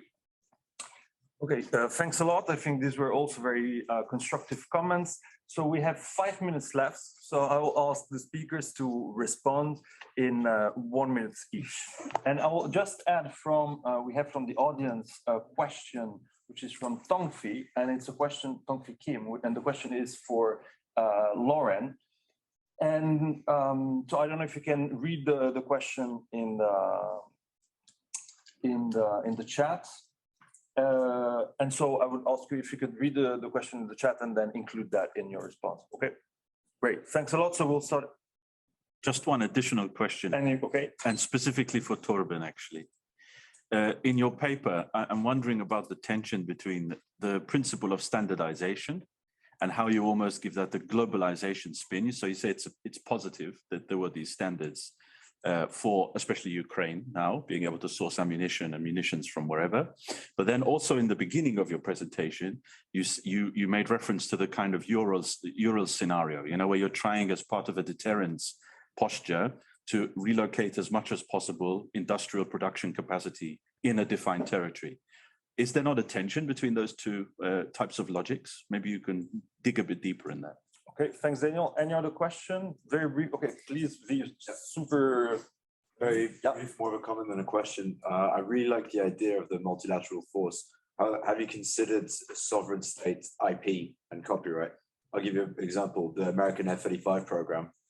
They do not allow any other nationals to fly or get near the aircraft that haven't bought into the program, even dual nationals serving in the militaries that buy that program. So when you're talking about high tech like hypersonic missiles, consider maybe that there are copyright and IP problems there. Okay, thank you. Antonio? Yeah, I have a question for Raquel, and it's, so we know that working with defense is not very easy for defense companies, and I assume it's not very easy for startups. So besides money, what are the incentives for startups to work with NATO? And if you know, if there is any reflection about the links between what you call the legacy companies or prime contractors, systems integrators, and the startups, and what is the role of NATO in, you know, like trying to link or create channels between the two, because this can solve a lot of problems. If systems integrators are able to identify and to absorb products, or also why not to buy the startup, this will solve a lot of problems when it comes to defense modernization. And then a quick question for Elie, kind of academic unknown question. So what is the difference between an embedded alliance and a formal alliance? So what are the conceptual characteristics that makes the Franco-Greek alliance different from all the other alliances? Because in the literature, we know, for instance, that Klotz and Schild say that France and Germany have this sort of embedded bilateralism because it's very resilient, independently from international domestic changes, they always cooperate and so on and so forth. But I don't see all these characteristics when it comes to France and Greece. So why is it embedded? Okay, thanks a lot. I'll add in a question for Elie, actually, very briefly. It's, okay, you say basically that the main driver of this bilateral partnership is the lack of NATO credibility, essentially. And the question is, what's your evidence for that? All right, so we'll have, I'm sorry, but we will have really 1 minute each to answer all these questions and comments. We'll go in reverse order. So Hannes, the floor is yours. All right, I'm going to try to be very concise. Thank you very much for the interesting comments on both of the discussants and also for the question. Regarding more of conceptual work on my paper, I will indeed need to look more broadly to the general theme of emerging and disruptive technologies, and not only nuclear deterrence and specific, and also maybe try to more look at how I discussed these 9 different technologies, but maybe look at how they create effects when they are combined, right? Because artificial intelligence, for instance, is something that has multiple implications also for other technologies. And then on Thierry Tardy's comments, 3 comments, I really like the idea of making some categories, because I also found it quite a list at the moment. So a table or maybe including bigger categories beyond the problems or risks that I now cite can be very useful. And then also on the policy section, I had also at the end a little bit of an idea, these are maybe 2 papers, in the sense that the first part or first 2 parts can be standalone, and then the last one may be more of a policy paper related topic. Then regarding the question, if I have still some time left, regarding sharing of copyrights or IPs, it is indeed a problem, especially with if you go to cyber and artificial intelligence. But we see now that NATO allies can participate together in the AWACS fleet, and the AWACS systems, the airplanes are also rather technologically advanced systems, and apparently there are no troubles there. Also, if you maybe would work with finished products like an F-35, maybe a finished hypersonic missile that can be used then by mixed nationality crews, can maybe circumvent that problem. But it is indeed a hard one to crack. Thank you. Okay, thanks a lot. Lauren? Hi, so I will try to answer all of these thoughtful questions very quickly. Thank you all for your detailed reading of the paper. The first question about the difference between public and elite politics, I'll say 2 things briefly. One is that the book project includes historical case studies. You could see a little bit of this in the UK chapter, which I used to demonstrate that elite politics has reflected similar opinions as the public. The second is to say that public opinion, while it doesn't constitute the choices that states make, does constrain the options that are available to policymakers. And so I think there are a number of reasons why we should consider public opinion, especially when that level of public opinion is permissive of nuclear proliferation rather than a constraint on it, as we've normally understood it to be. The second question is about this issue of entrapment. How or why is that distinct from the work that I'm doing? Tongfi's question, which I appreciate here, and it's nice to be in touch with you again, Tongfi, is about precisely this issue. How might a respondent react if the US is willing to use nuclear weapons to protect another ally, a separate state outside of one's own alliance? And the entrapment literature is generally about this question. Will an ally get dragged into a fight by its guarantor somewhere else in the world? I think, of course, there are lots of generalizable lessons from that literature for my project, but I'm not trying to test that explicitly. I'm interested in this idea that a state might ask a nuclear guarantor to defend it on its own territory within its own alliance, and yet there will still be a difference in the risk preference between an ally and its nuclear guarantor. So the project is focused narrowly on these promises of protection, and not necessarily on entrapment dynamics, although of course I recognize that there are very interesting overlaps between my project and this literature, and I'm happy to talk about that further with anyone who's interested. And to that point, I think that this explanation of the theory as being about how these signals of resolve to use nuclear weapons create these escalation dynamics is right, that it is a 2-step process. There are, of course, other policies or issues that can create this fear of unwanted escalation. I think when we're talking about US foreign policy, we have to, for example, think about these concerns about the reliability of US leadership, especially in light of decisions made by the previous administration. So there are, of course, other factors that contribute to these worries about escalation. I think credibility is a key component of that, and the research that I've done shows that these signals of resolve to use nuclear weapons create some of these concerning escalation dynamics. The book covers the UK example, but also a number of other examples in Central and Eastern Europe, the Mediterranean, East Asia, and I'm now doing projects in Western Europe as well, including Italy, France, and Germany. So I hope not to just generalize on the results of the UK case, but test it in these other examples. And then the final question here, what is the solution? I position the book as essentially saying that the US needs to have a Goldilocks solution. can't create fears of abandonment, but also shouldn't create these fears of unwanted escalation. So how do you do that? My work in South Korea shows that a dual key system, for example, would resolve these concerns because it would allow the South Korean government to have functionally a veto on the possibility of US nuclear use. Now, a dual key system is unrealistic, of course, but it shows us that what's going on is that allies need to have some level of influence over when and why nuclear weapons are used. And there are other ways of accomplishing that. I think consultations and nuclear planning are an important part of that element, but there are also lots of posture changes and hardware solutions that can help with this issue. Okay, Lauren. Great. Thanks a lot, Lauren. Eli, in just a few bullet points, please. Yeah, well, it's just going to be difficult to answer to everything. For Raluca, yeah, thanks for the suggestion. I didn't look so much into, I mean, even just conceptualizing so much the motivations. I'm already at the word limit more or less with the paper.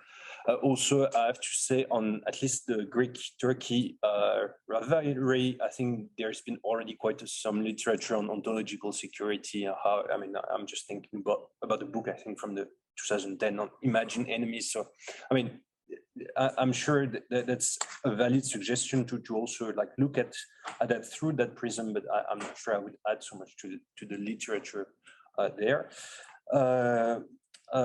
Thierry, for the first section, also for myself, I was wondering to which extent, but also since it's the first paper that covers this agreement, I should be good to just give also a bit of the context. You know, that I wasn't just a mutual defense clause, I was broader than that. I think also that myself, I was wondering a bit, you know, when I was revising the paper. For NATO collective security, I think that links also to what Hugo you said. Maybe I go too quickly. There is, I think, the strongest actually empirical proof of that is a statement by Mitsotakis just a few days after the agreement was signed by France. He was asked by New York Times journalist Stephen Erlanger why he signed that, and he said, "Well, Article 5 can apply if there is an attack inside NATO, and that's why I need another alliance beyond NATO." Yeah, I mean, he really articulated this explicitly. For the French side, it's less in general that links to the French motivation question. For the French side, I think the French have been much less clear. I've asked to do interviews, or they didn't answer, or they told me it's been negotiating too small group. I don't know. So I'd like difficulties to really just pierce the motivations of the French beyond like the few statements by Macron. Yeah, what else? I mean, I could answer also that. For the embedded alliance formation, just to finish there, Antonio, yes, actually, I'm inspired by the work by Richens and Kroot on the embedded bilateralism by France and Germany. I'm not saying it's exactly the same. I don't think the French-Greek couple has same central role. Here, it was really to insist on the fact that the Franco-Greek alliance needed to be seen in context, you know, in the broader context of European security architecture. But actually, one of the cases I give, you know, of other embedded alliance formation is the Aachen Treaty between France and Germany. That's the only one that also includes a mutual defense clause between the two countries.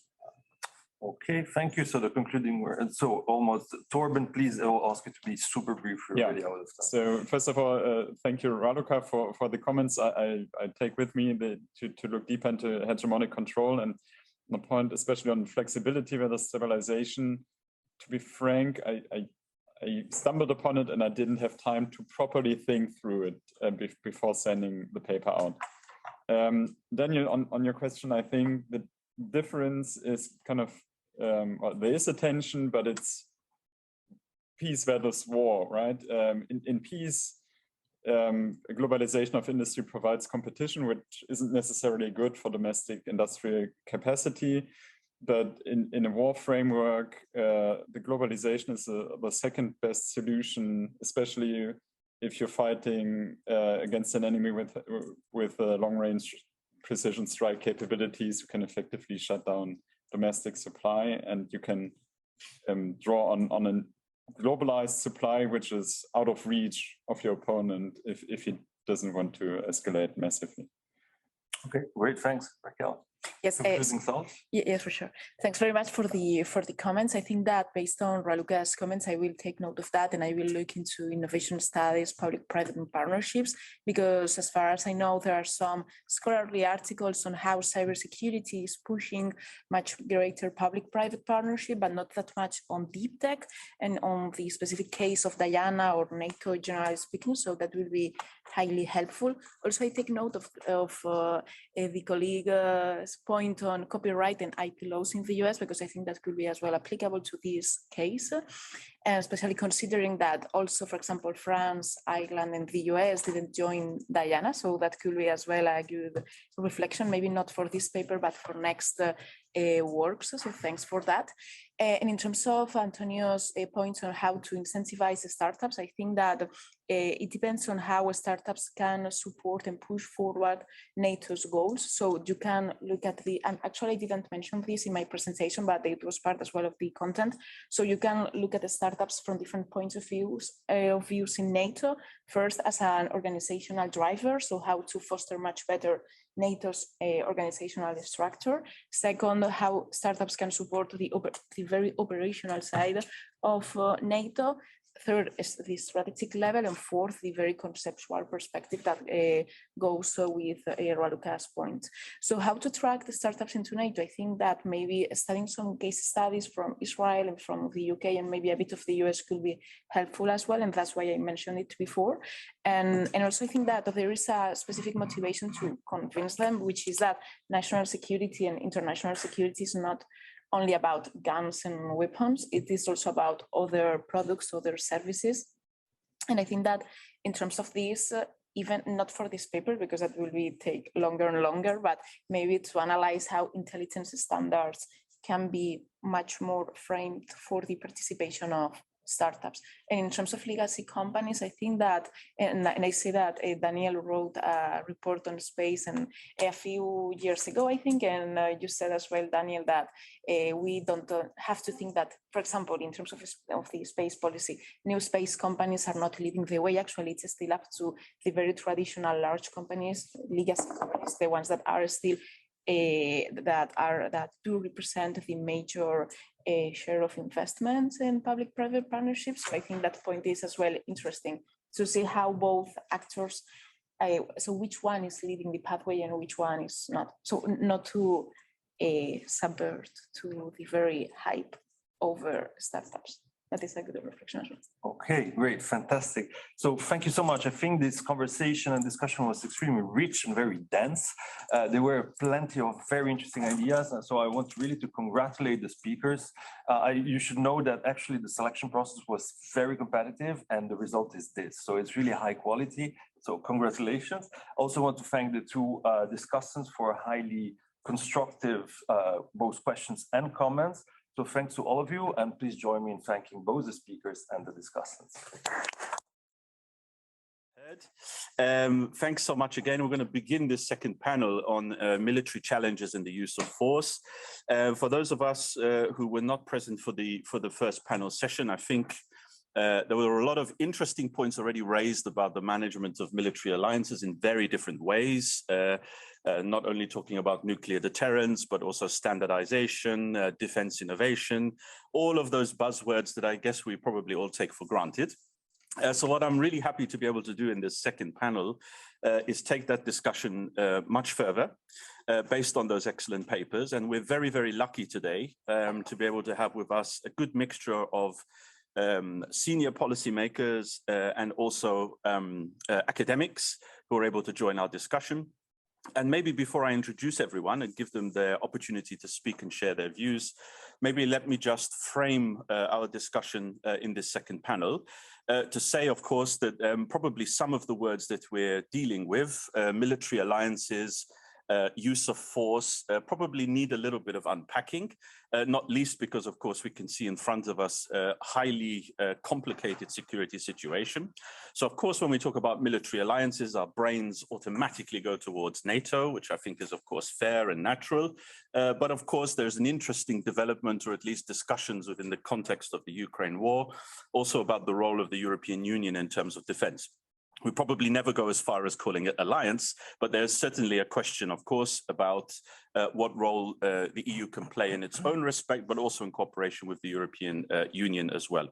On this second point about the use of force, of course, very much in front of us, we can see the reality of conventional war. We also see in that context as well discussions about nuclear escalation. So I'm not sure how we would really frame that as a kind of return of history. I know that that's also getting a lot of fame these days as well. But in any case, I think what we at least can acknowledge is that even in our discussions about, network-centric warfare, high-tech warfare, we still have to get back to the basics, as it were, not just in conventional war, but also thinking a bit more broadly these days, again, using some buzzwords about resilience, for example, or even non-conventional threats and means.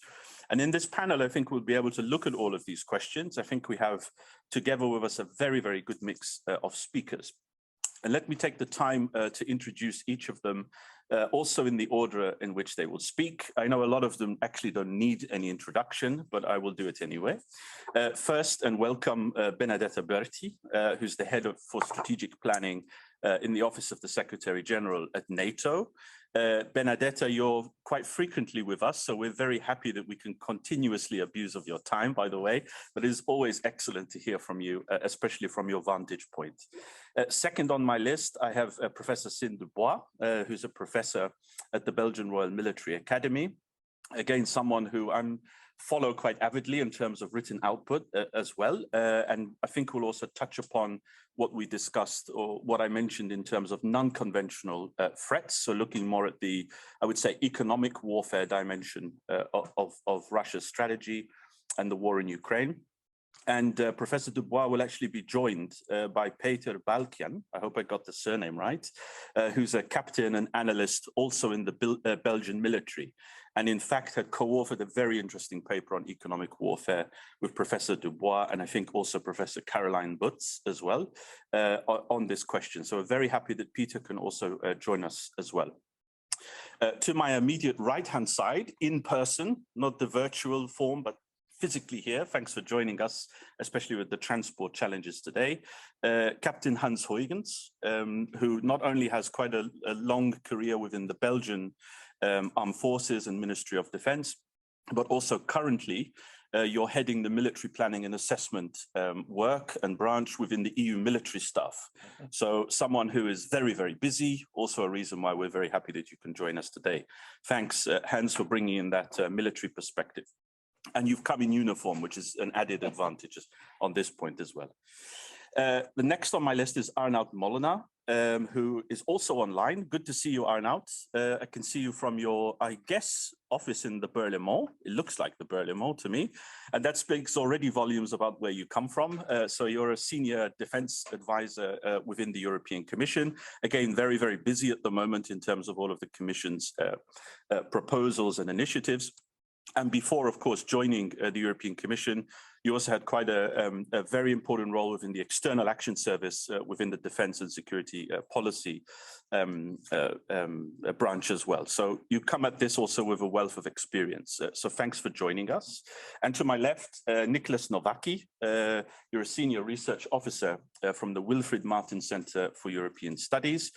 You're going to bring to this panel discussion not only quite an innovative take, I think, in one of your recent papers, where you dare to mention the terms European Union and nuclear in the same sentence, which is already a feat. So very much looking forward to this, but also you're bringing the think tank perspective as well to our discussion. So I think we have a great lineup. Now, if I can already jump into the discussion, and invite each of our speakers to spend about 10 or so minutes on their reflections. Let me first turn, if I can, to Benedetta. And let me ask you a few specific questions, which I had already sent you in advance, but I think is good for the discussion.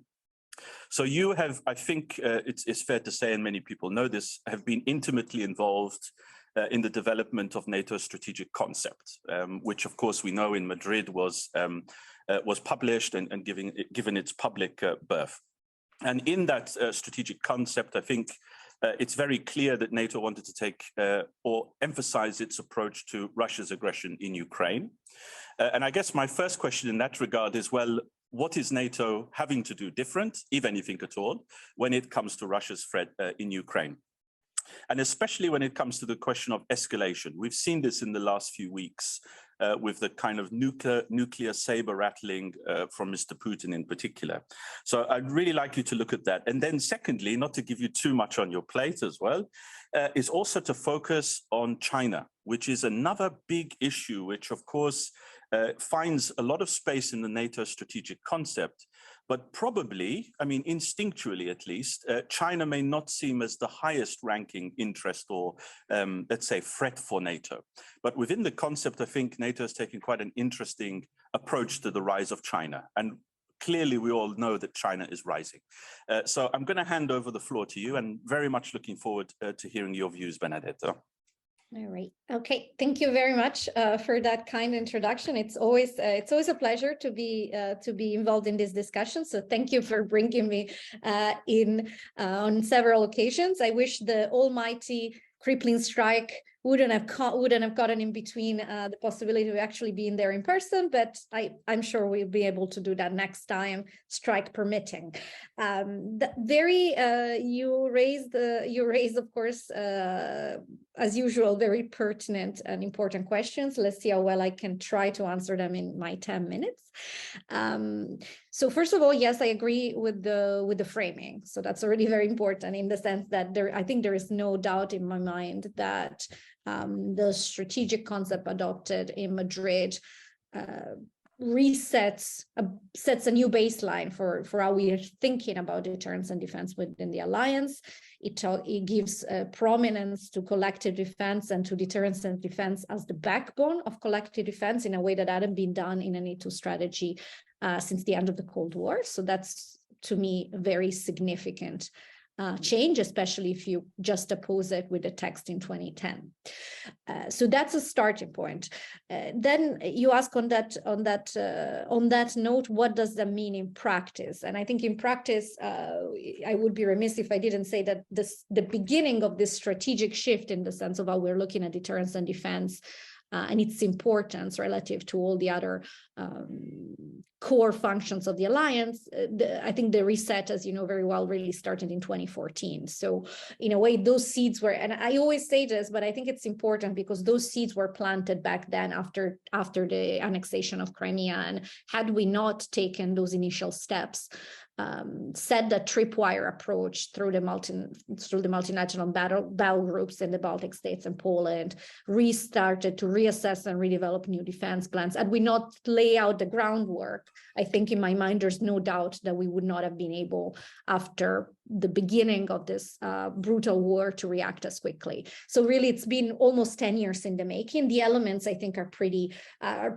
clear. There is the backbone has to be increased defense spending, and in a way, especially for us Europeans, rebuilding that strategic culture and investment in defense that, in a way, we had deprioritized since the end of the Cold War. So we have catch-up work to do, and that's really important. And that would have been true even without the beginning of this war. It's even more true now. The other element is, of course, how do we the other long-term adaptation elements of the defense and deterrence posture is the bumper sticker is, of course, from tripwire to forward defense. I highlight that's a bumper sticker because, of course, in only 10 minutes, we cannot go through the perilous and complex history of what forward defense has meant for NATO throughout the Cold War, but let's suffice it to say that it is a very complex issue. But I think what I would be comfortable to say at this point is we're shifting from definitely a tripwire based approach to implementing gradually elements of a forward defense and really thickening our eastern flank. And we've started that in February with the deployment of 4 additional battle groups. So now you have really the entire eastern flank has been strengthened, but a lot of the progress is happening now, will continue to happen in the next few years, where you see the upgrading in terms of deployments up to brigade side, more forward deployed capabilities, in higher investment in air and missile defense, pre-positioned equipment, new force model that basically does many things. But one is we'll have more forces available for reinforcement at higher readiness. There's also this element of territorial defense that is emphasized with the fact that we're going to have troops, we're going to have forces assigned to specific territory and plans. So in a way, you see very well, given this is it's a very expert audience, you see where this is going. It's about recognizing that the security environment is fundamentally different. All of this is of course accelerated, and I would say exponentially accelerated, because of Putin's war against Ukraine. But the pillar and the foundational conceptual thinking really preceded February 2022. In other words, we knew we had to go back to a stronger, bolster deterrence and defense posture way before 2022. So I wouldn't say that's a lesson from the war, but it's certainly, the war certainly expedited the process. However, I agree with you that there are some lessons that we're trying to learn, all of us. I would caution anybody who would take any definite lessons, since the war is still ongoing.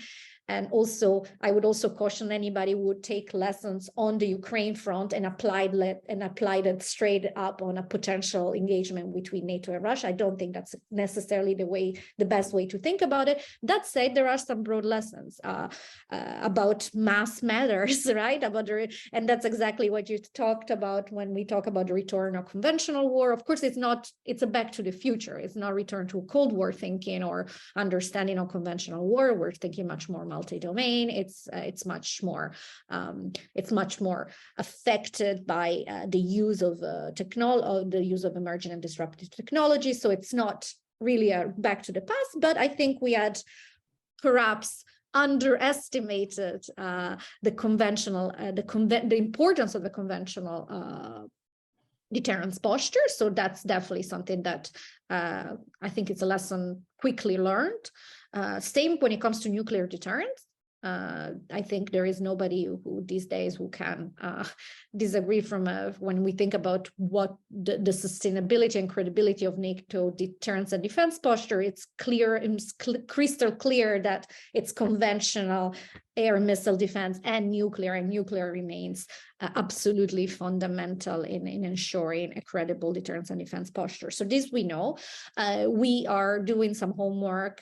The EU is doing some homework, NATO is doing some homework, our allies are doing some homework when it comes to our defense industry, its output capacity, our absorption capacity, our ability to send credible long-term demand signals for production, the need to think more about joint procurement and potentially acquisition. So there's a lot of thinking that was already in place and we were already doing before Ukraine, but I think this war amply demonstrates why we really need to think carefully about our defense production model, and what do we do when we're not in a war economy, when we're not in a peace economy, but we're in this gray zone, and what are we going to do if that gray zone becomes the new normal over time? And I think there's been a lot of good work on that, but it's certainly a lessons learned, and that goes from the strategic to the tactical. So from revising plans on stockpiles and ammunitions to thinking strategically about what does it take to sustain conflict in the long term. So that would be my first part, but I would also say, let's not forget that a lot of the lessons, I think at least that I am drawing, and I think allies are drawing too, I'll be so bold as to say that, from this war, is their incredible importance of the non-military aspects as well. First of all, when it comes to morale, resolve, civil preparedness, civil resilience, I think there have been many miscalculations about how this war would go after it started, right? There were some overestimation of the Russian military capabilities, underestimation of the Ukrainian military capabilities. But I think one element that I think most underestimated was the importance of the resolve and the steadfastness and the civil cohesion that Ukrainian population has shown throughout this horrific war, which underlines in turn how we need to think about defense, security, and resilience really through a whole of society's lens when we're talking about long-term conflict or also competition in strategic in an era of strategic competition. So to me, that's the non-kinetic part, but it's just as important. And of course, you mentioned resilience. Resilience is to me a key topic in the strategic concept. And I think this war, if anything, reinforces that perception that the military instrument of power has, of course, an essential role, but it's not sufficient. It's not sufficient if it's not enabled by credible digital, physical, societal resilience infrastructure. It's not credible if it's not backed by sustainable use of non-military instruments of power. And of course, we're looking more and more about those, and I think this will be addressed by other speakers, so I won't go too much into it, but I would be remiss, I think, if I didn't emphasize how thinking more like our adversaries, without modeling the way their strategies, but thinking more across the spectrum, as we have all the tools in the toolbox that we need to utilize in a time of strategic competition. I think that's really important, and we're seeing elements of that discussion already in Europe. We're seeing it with the discussion about the energy crisis and how energy manipulation is utilized as a way to constrain our foreign and defense policy. So we're seeing that, but of course, I think that's how I'll end, linking it back to China. And I think that's a really important conversation. It's also, and I'm sure we'll talk about it's more an area where NATO-EU cooperation is essential. But the point here is that when we're talking about strategic competition, we'll have a vast array of challengers, and some will use different tools in different time periods. And the non-military tool can be also quite effective and quite powerful in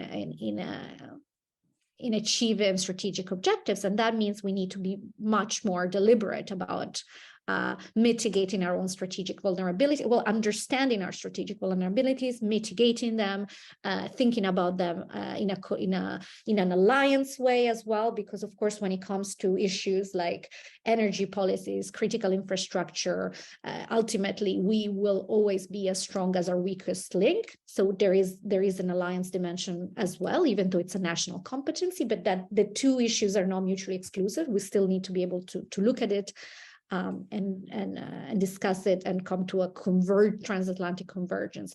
So that's also, to me, a very, very important lesson, and it links back to your second point on China.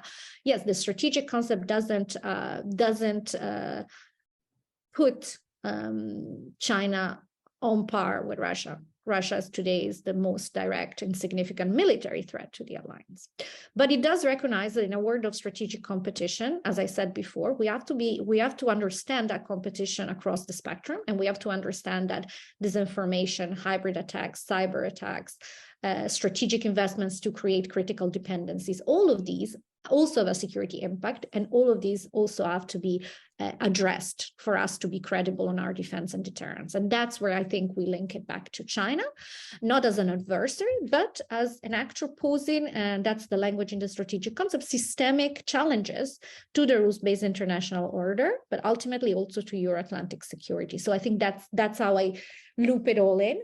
I see my time is basically up, so I will use the last 30 seconds to only say one more thing.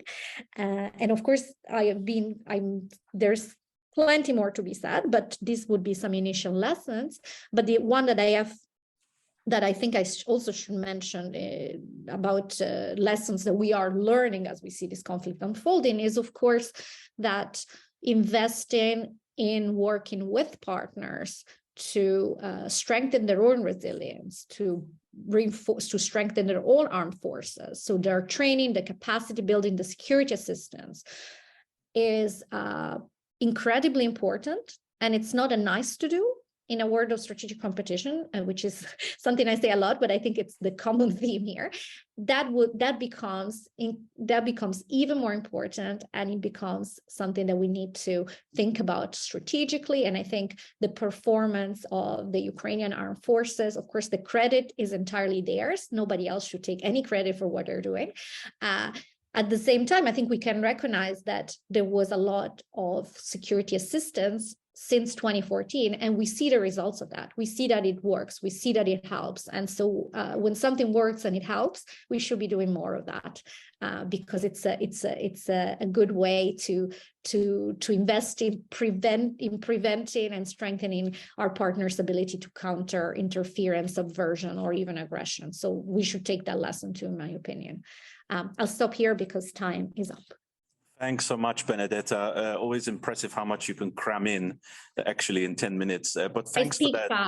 I speak fast. That's a useful asset. Very interesting also about, I took from what you said, basically an emphasis on learning processes somehow. So NATO learning from what it's done, not only since 2014, but probably a lot of people in headquarters dusting off old books on the Cold War to try and extract, precious jewels of information too. But also very interesting how you said that the 2014 lesson learned process has also influenced how NATO is addressing Russia's actions in Ukraine today. And also based on that as well, what might be extracted from NATO's response to Russia, which is very specific, of course, but also in terms of how NATO may want to respond to the rise of China. And especially in the context, as you rightfully put it, about resilience, so some of the non-conventional ways of doing it. So that's an excellent way to kick us off. Thanks so much, Benedetta. Now I'd like to, if possible, turn to Sind and Peter online. I see you both there in front of me. Great. And again, when I introduced you, I referred to this paper that you published actually not so long ago, I think beginning of this year, looking in particular at Russia's economic warfare tactics or strategy towards Ukraine. And in that paper, which I found very interesting and would encourage everyone to read, actually, you're focusing on the 2014 crisis. So already going back to the seizure of Crimea, et cetera, And in your paper, you already look at issues such as Russian gas prices, trade manipulation, also debt leveraging. So already you're being quite precise about some of the economic warfare tactics or tools Russia uses. So first of all, what I want to try and get from you both, if I can, is firstly, a better impression or a deeper understanding of how Russia actually exerts economic warfare. That's the first question. And the second question is, given that you wrote the paper in 2014, when you look at the current war in Ukraine, do you see certain elements of continuity? Are there elements of change, etc.? So I'm going to hand the floor to you with these, I would say, large and quite challenging questions. And very happy to hear from you. I guess, Sind, will you speak first and Peter second, or how will you arrange it? Well, I will give the floor to Peter because actually it's part of his PhD, but maybe just one remark before I give the floor to Peter. Indeed, the paper is only published a couple of months ago, but as it is with academic publications, we wrote the paper a couple of years ago, so long before February 22. And as Benedetta already indicated, also with respect to economic statecraft, the annexation of the Crimea in 2014 was an important event. So that's why we focused in this paper on this event. But for the content and the answers to the questions, I will give the floor to Peter. Yes, hello, can you hear me? Yes, loud and clear. If I may, before going to the economic warfare part of fact, because I heard some very interesting thoughts in your introduction regarding resilience, regarding unconventional warfare, also by Benedetta, I would just want to say a small word about previous research which deals in fact with great power competition and in fact the strategic dilemmas that are created when certain other non-violent means unconventionally, like hybrid threats, are added to the threat spectrum. For example, disinformation, cyber economic warfare. And one of the main findings, in fact, is the question, how do we deal as a NATO, as an alliance, with the increasing number of threats in terms of force structure? because indeed, as Benedetta said, all of them need to be addressed, but unfortunately, defense budgets are indeed limited. And we are dealing with the guns versus butter question, for example. So strategic dilemmas are in fact created by means of an ever-increasing number of threats we are confronted with. And I think one of the pitfalls could be, in fact, to overweigh conventional threats in the decision-making process because we more fear the consequences associated with them. They are more visual, the consequences are also harder. And it could be, for example, that hybrid threats, which have more limited effects and that take more longer to materialize after frequent exposure, could be insufficiently addressed in terms of hybrid deterrence. I think this is a pitfall we need to be aware of. And moreover, this ever-changing threat climate could also create questions in terms of deciding who is responsible to address which threats in the alliance. So there are certainly good initiatives. Look, for example, at NATO Article 3, the counter-hybrid teams, etc. But in the end, nation states remain responsible for increasing their resilience. And the question is then, of course, will nations prioritize their own defense budgets to devote money for the alliance, or will they devote more money to increase, for example, their proper resilience? And what is very visual, in fact, in this conflict is that the image of conventional conflict in Ukraine for the moment led to a strong reshifting to conventional deterrence, whereas we should also ask the question, which are the main priorities and the main threats toward NATO and towards the EU? You could, for example, even wonder, will the additional incentive for Russia, because they are losing quite a lot during the current conflict in terms of conventional fights, will this lead them, for example, to confront NATO or EU even more in an asymmetrical or unconventional way? So I think from a defense economic perspective, one of the pitfalls could be, for example, to remain unaware of the long-term impact of continued hybrid attacks on the West and the economic side effects of future response options. Think, for example, about troop fatigue and the effects of economic warfare that we are seeing towards the EU. So that being said, I will now move to the main question, of course, about economic warfare against Ukraine. So the paper indeed deals with a case study of 2014, and the paper deals indeed with annexation, with energy, with debt leverage, with imports. And what we can see, in fact, is that Ukraine was a very good target for Russia to attack due to the long existing ties between Ukraine and Russia. Think about the large number of ethnic minorities that are living in the east of Ukraine. And we can see, in fact, that Ukraine lost a very large part of their GDP due to the deliberate annexation and due to the deliberate removal of industrial from the east of Ukraine. You could see that Ukraine in the past, it was considered as a breadbasket of the USSR. And during the conflict of 2014, Russia deliberately removed certain industry from the eastern part. The 4 regions that were annexed or occupied accounted before the conflict for around 20% of the Ukrainian GDP. And we can see, in fact, that a large part of the losses in GDP relates to this physical loss of these regions. By making the link now to the current conflict, I think we will see similar things in the near future. Because, for example, Kharkiv, it also accounts for more than 7% of the Ukrainian GDP. And Zaporizhia region, for example, it also accounts for more than 5%. So I think this will lead to similar losses in the near future. When we look at energy as a mean of influence, we can see, in fact, that Russia tried to play this game over time with Ukraine. Already in 2006, they increased the gas prices 4 times. In 2009, they did disruptions of gas supplies. And what we can see, in fact, is a game of carrot and a stick. Sometimes they will use it as a carrot. They will give discounts. They will give benefits. And then if things are not evolving the way they wanted, they will use it as a stick. And they will, for example, cut gas. They will increase the prices. And we can see, in fact, this game prior to the conflict of 2014. First, they diminished the price from $402 to 268, hoping that Ukraine would abandon the EU association agreement. And when we then saw that this didn't work, they started to increase prices with huge numbers, going from $268 to $385, and 2 days later, even $485. And then, of course, they reverted to gas cutoffs on multiple occasions. Of course, for the moment, we can see that Ukraine has already since years completely disconnected from the Russian gas imports. So for the moment, Ukraine is no longer dependent on Russian energy. So we could say that Ukraine became more resilient over time following the lessons identified from 2014. And if you look at the paper, it's of course a bit, how to say, perhaps sad that we didn't see or we didn't learn these lessons, because we're already talking about a period of 7 to 8 years. Then another way to wage economic warfare was by reducing, in fact, the number of Ukrainian imports towards Russia. What they mainly did was, for example, banish agricultural products like cheese, like potatoes. And as Russians do, they often do it based on lies. They said, for example, that there were health issues, that the products were not certified, etc. So they will always make a pretext for then afterwards revoking these type of products. And they played the game even more smartly, because they also tried to reduce the exports from Ukraine to other CIS countries. So Russia has a very good position to punish Ukraine even more.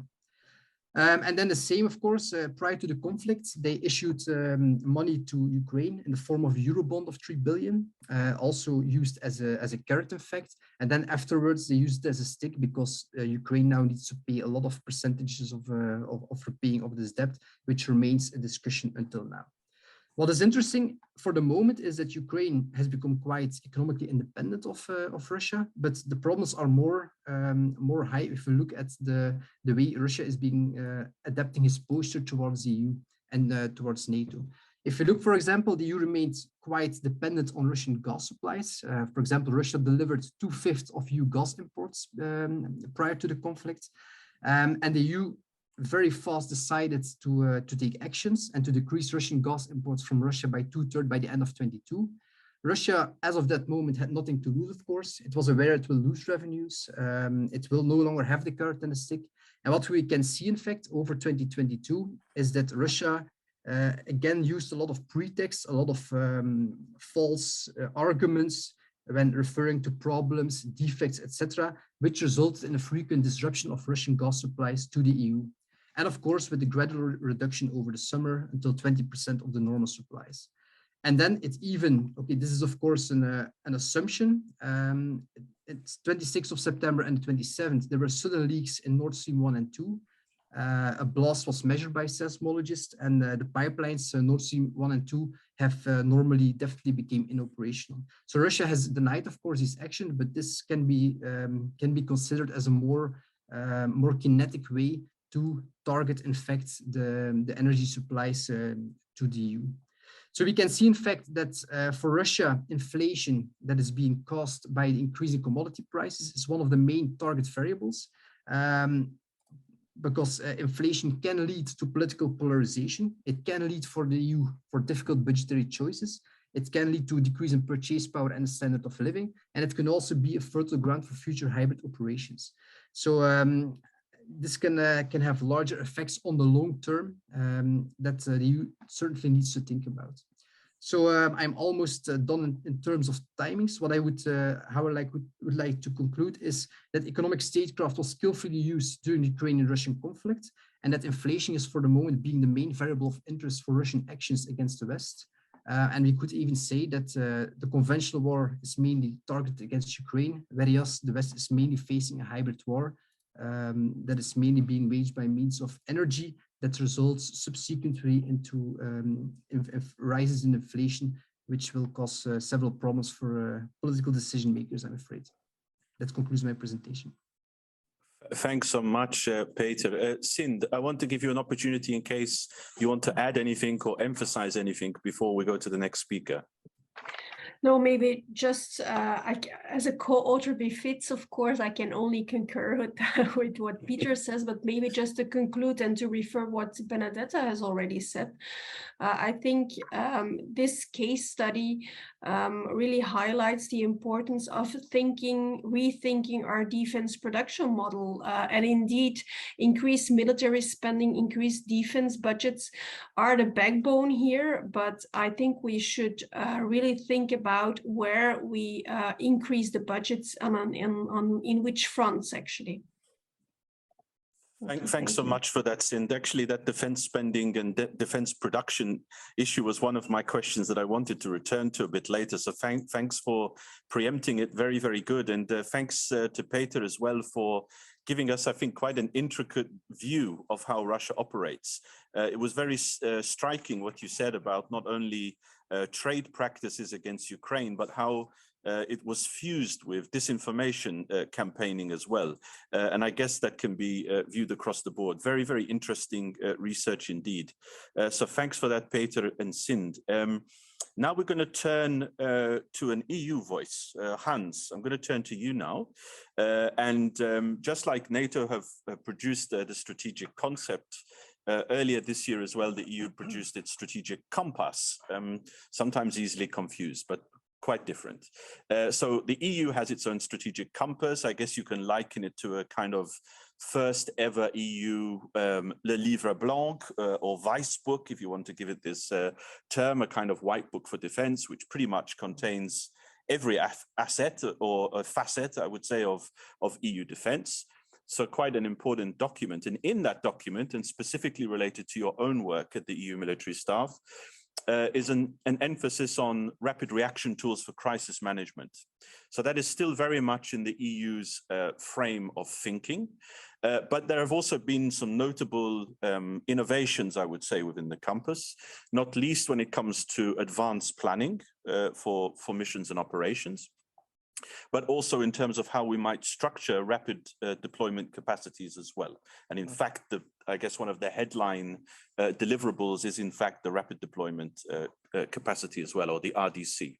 So I want to ask you, and it may be quite a brutal question actually, which is to say that when you look now at the war on Ukraine, Russia's actions in Ukraine, the return or the so-called return to conventional defense and deterrence, if you couple that with the experiences from Afghanistan and Mali, where there has been quite a strong transatlantic and European retreat from these areas. Why is crisis management still relevant, especially for the European Union? So I hand the floor to you, Hans, and look forward to it. Thank you. Thank you very much, Daniel. I could get away with it, or try to get away with it, with a very short answer. And then any questions? No, why is crisis management still relevant? Well, because there are still crises. The crises don't go away just because we have peer competition or even peer-to-peer warfare these days. So the crisis management aspects, including crisis prevention and post-crisis rebuilding, is still very much an essence of the EU. And if you will allow me, I'll go through the sort of 6 challenges I see for the use of military force, and then always refer to why we took this up in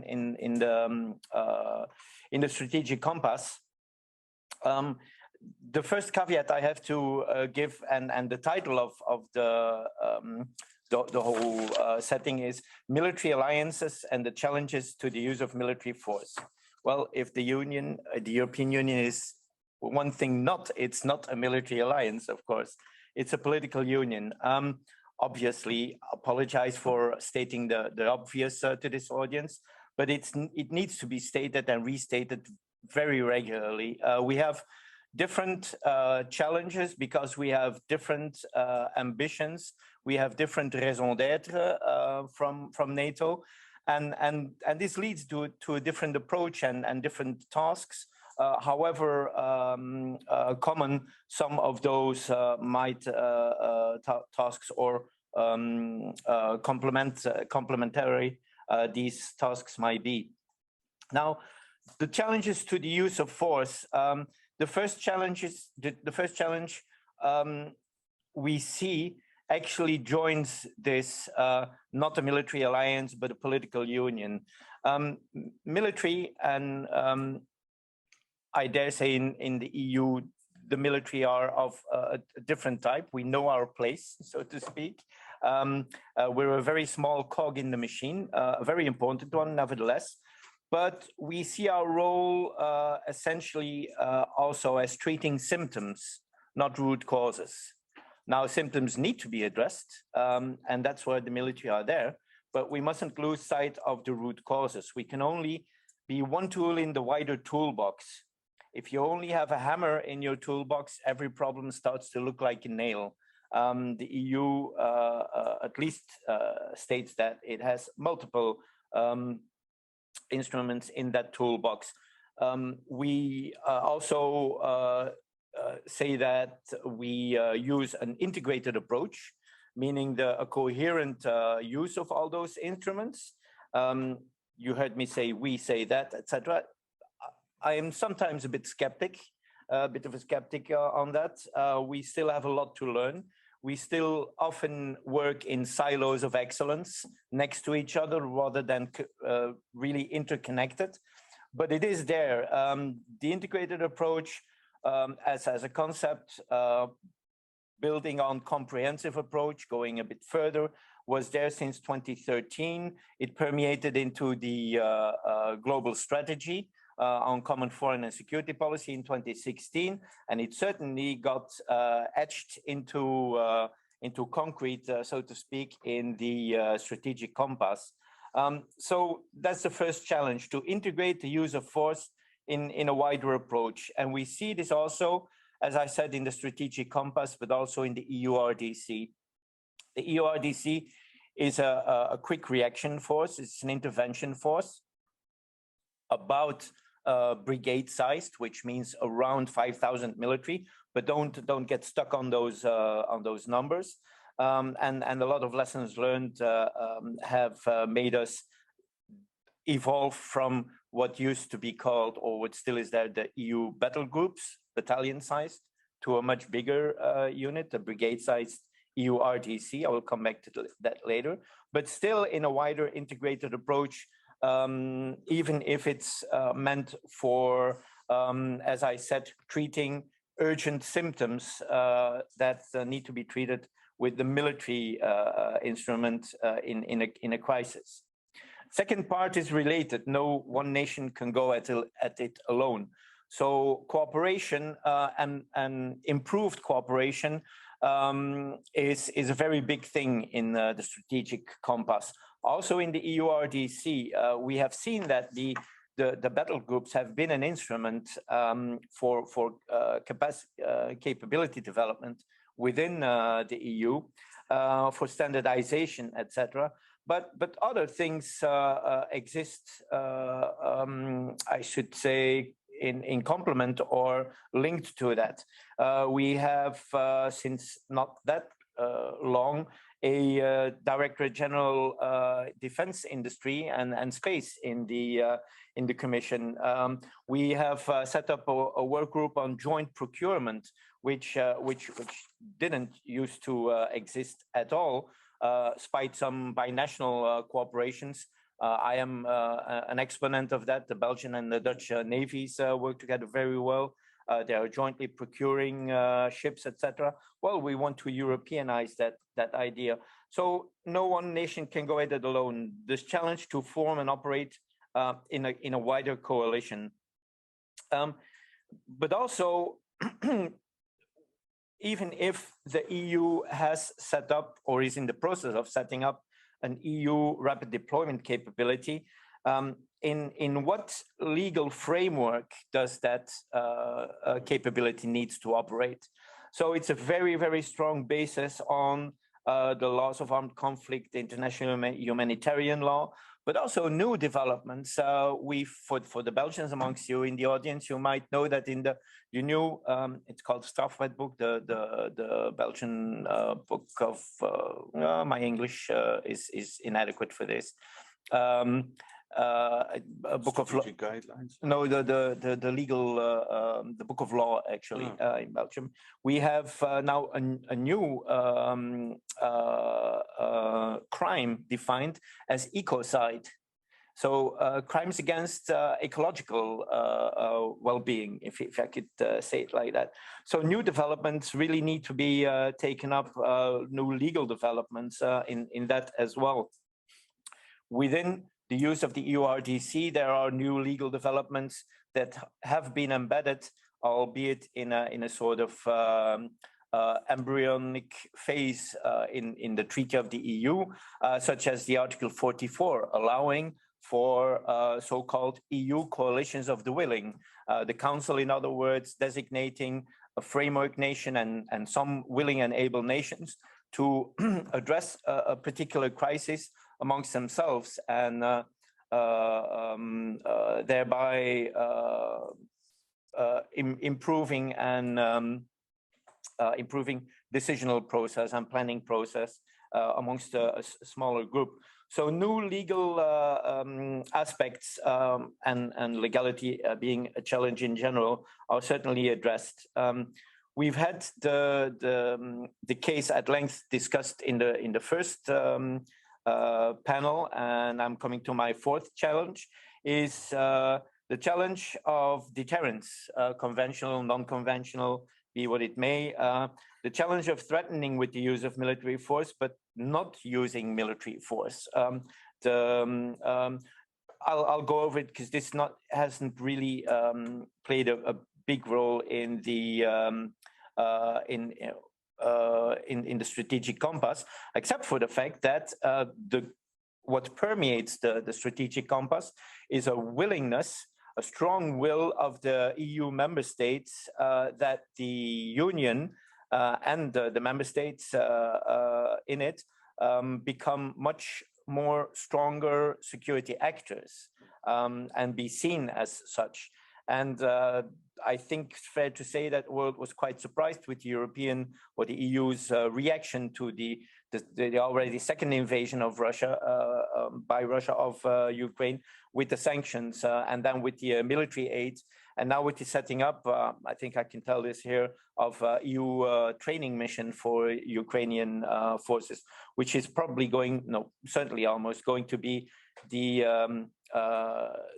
most important training and a wider assistance mission of the EU, and on a whole different scope than what we used to train African partners for. So deterrence is nevertheless a big thing.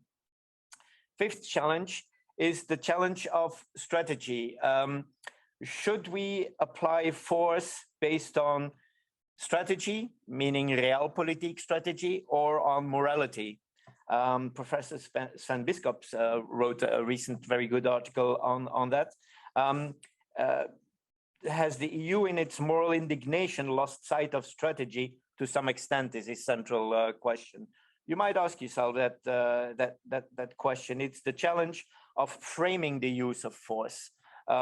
We try to address that also in the strategic compass based on the global strategy, in which we have a pragmatic, it's actually called a principled pragmatism, a principled pragmatic approach to things, mixing morality and strategy to some extent. And of course, this permeates in the future use of the EU RDC. The sixth sort of challenge I see are a lot of practical challenges chucked together on how to implement the use of force and its organization. And this is really where the rubber hits the road on the EU RDC. We are building on a process and on something that has not been regarded as fully successful, to use a euphemism, the EU battle groups. Will the EU RDC go the same way? There's always the risk, and we hope we can avoid that risk. I always use, if you allow me to close with that, the story of the EU battle groups. The EU battle groups came to be actually after Operation Artemis in 2003, which was an operation to set up what we military call a SASE, a SASE, a safe and secure environment in a limited territory in the RDC, in the Great Lakes area. It was originally, or it was first led by France, then took over by Europe. It was about a battalion plus size, 1,500, 2,000 military. They were operating for about 3 months, etc. And then the EUBG later on was set up. Unsurprisingly, it followed a lot that mold of Operation Artemis. The risk we have now with setting up the EU RDC is that we are going to follow the mold of Kabul and the evacuation of Kabul. But if you look at it, it was about a brigade size, 6,000 military in total, trying to set up a safe and secure environment around an airport of debarkation and around the Kabul International Airport, rescuing, evacuating citizens. So do we want the EU RDC to focus on that? Well, yes, but not only on that. That's also a wider challenge for us, is to learn from the lessons of the past. Many of those practical challenges are surpassing the mere lessons learned. It's also technical challenges. We are still confronted, not that it has been a bad thing per se, but by the peace dividend consequences. Obviously, this was logical after the Cold War that there would be a peace dividend, but we've been basking too long in its sunlight, and we've grown too much accustomed to it. And now we really have a problem in rebuilding those forces. And now I'm really finishing to join what Benedetta really told on the new NATO force posture.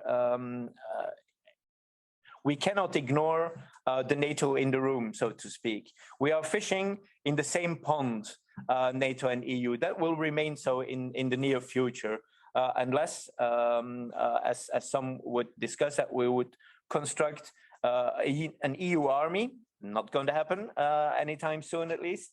Or we constitute international units that could exclusively be used in a sort of rotational scheme for this EU RDC.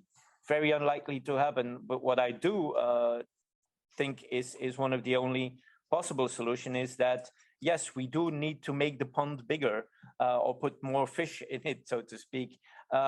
In other words, our armed forces need to increase size if we want to be ready to oppose and defend against a peer competitor to the east and still manage crises. They may be in the east and to the south as well, hopefully not to the west anytime soon. So lots of challenges here.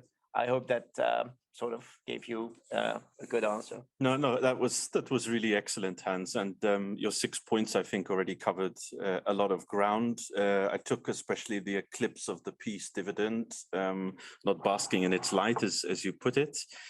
Also, the references to realpolitik or morality. I think the High Representative Borrell recently said, no, in one of his speeches, the Kantian world, the Hobbesian world. I guess that's pretty much unresolved. Although he said he was a Kantian somehow, so I guess that debate will continue and continue. And also, I very much like your point, by the way, at the end, which was that normally when we talk about increases for defense spending, I'm certainly guilty of this as well, for calling for it consistently, we somehow miss we need more armed forces, more personnel. So not just equipment, but we also need those in uniform to serve on behalf of us. So that expansion of the pool is really important. Also, Hans, in your presentation, you already mentioned DG Defis, and you mentioned joint procurement, which is, I think, an excellent segue into our next speaker. Arnoud, I think you're still there. I see you. Is it raining there as well at Bernemont? Yeah, it looks grey and not very nice, but you're going to enlighten us with your rays of wisdom about the European Commission and its role. And I don't want to kind of steal any of your thunder, but I think it's fair to say that the Commission already has been playing a role in European defense even before Russia's second invasion of Ukraine. I think that's fair. But also the spotlight has been shone on the European Union in terms of its broad package of support for Ukraine. So not just in terms of what member states need to do for their own defense, but I think if we take into context as well the financial support to Ukraine, the fact that Europeans are taking millions of Ukrainian refugees into the Union and into homes. Also, this big question about cutting the energy dependence on Russia as well. The EU's response really goes in many multiple ways, which have been stimulated by the war. But I'd really like to ask you as well about this specific role for the European Commission in the defense sector, because I think we've seen also in the last few months some very interesting ideas come to the table. We've had the European Defence Fund already for a few years. Many of us are probably familiar with that investment in research, innovation, and also capability development. But now the Commission is talking about joint defence procurement, which seems to be quite a giant leap forward when it comes to this discussion. So I want to hand the floor to you. I'd like to get an impression of where the Commission stands today. Maybe you can enlighten us with a bit more detail about the initiatives. And without any delay, please, Arnoud, the floor is yours. Thanks, Daniel, and as ever, thanks for your invitation to speak here today. Disclaimer up front, I will speak on a personal basis, not necessarily reflecting the views of the Commission. This has not been run through the college and the committees and inter-service groups, but just reflecting a bit my personal views on some of the issues that you've raised. Clearly, the term learning curve applies also to the Commission, and I guess in a way, as everyone in the West, we have been facing a case of cognitive dissonance when we were watching what the Russians were building up on their borders and eventually dare to invade their neighboring country. So I think we have been seeing so many changes, and the Commission has been fully engaged, as you said, across the board, not only in terms of support to Ukraine, but also all the ripple effects of the war in terms of economic effects, energy, food security, et cetera, et cetera. And the support to Ukraine, of course, economic assistance, reconstruction, the enlargement decisions, unprecedented sanctions, et cetera, et cetera. So this, I think, really, I can hardly imagine that there was any file passing through the college the past 6 months where there was not a reference to Ukraine one way or the other. Even infrastructure, for example, the solidarity lanes. I'll come back to this in a little bit. But as you asked, I will focus a bit on the defense side. And here I would make 2 comments up front. One, as you also say, we don't start from scratch. We have been developing these defense initiatives over the past few years, and we can really build on that and go to the next step.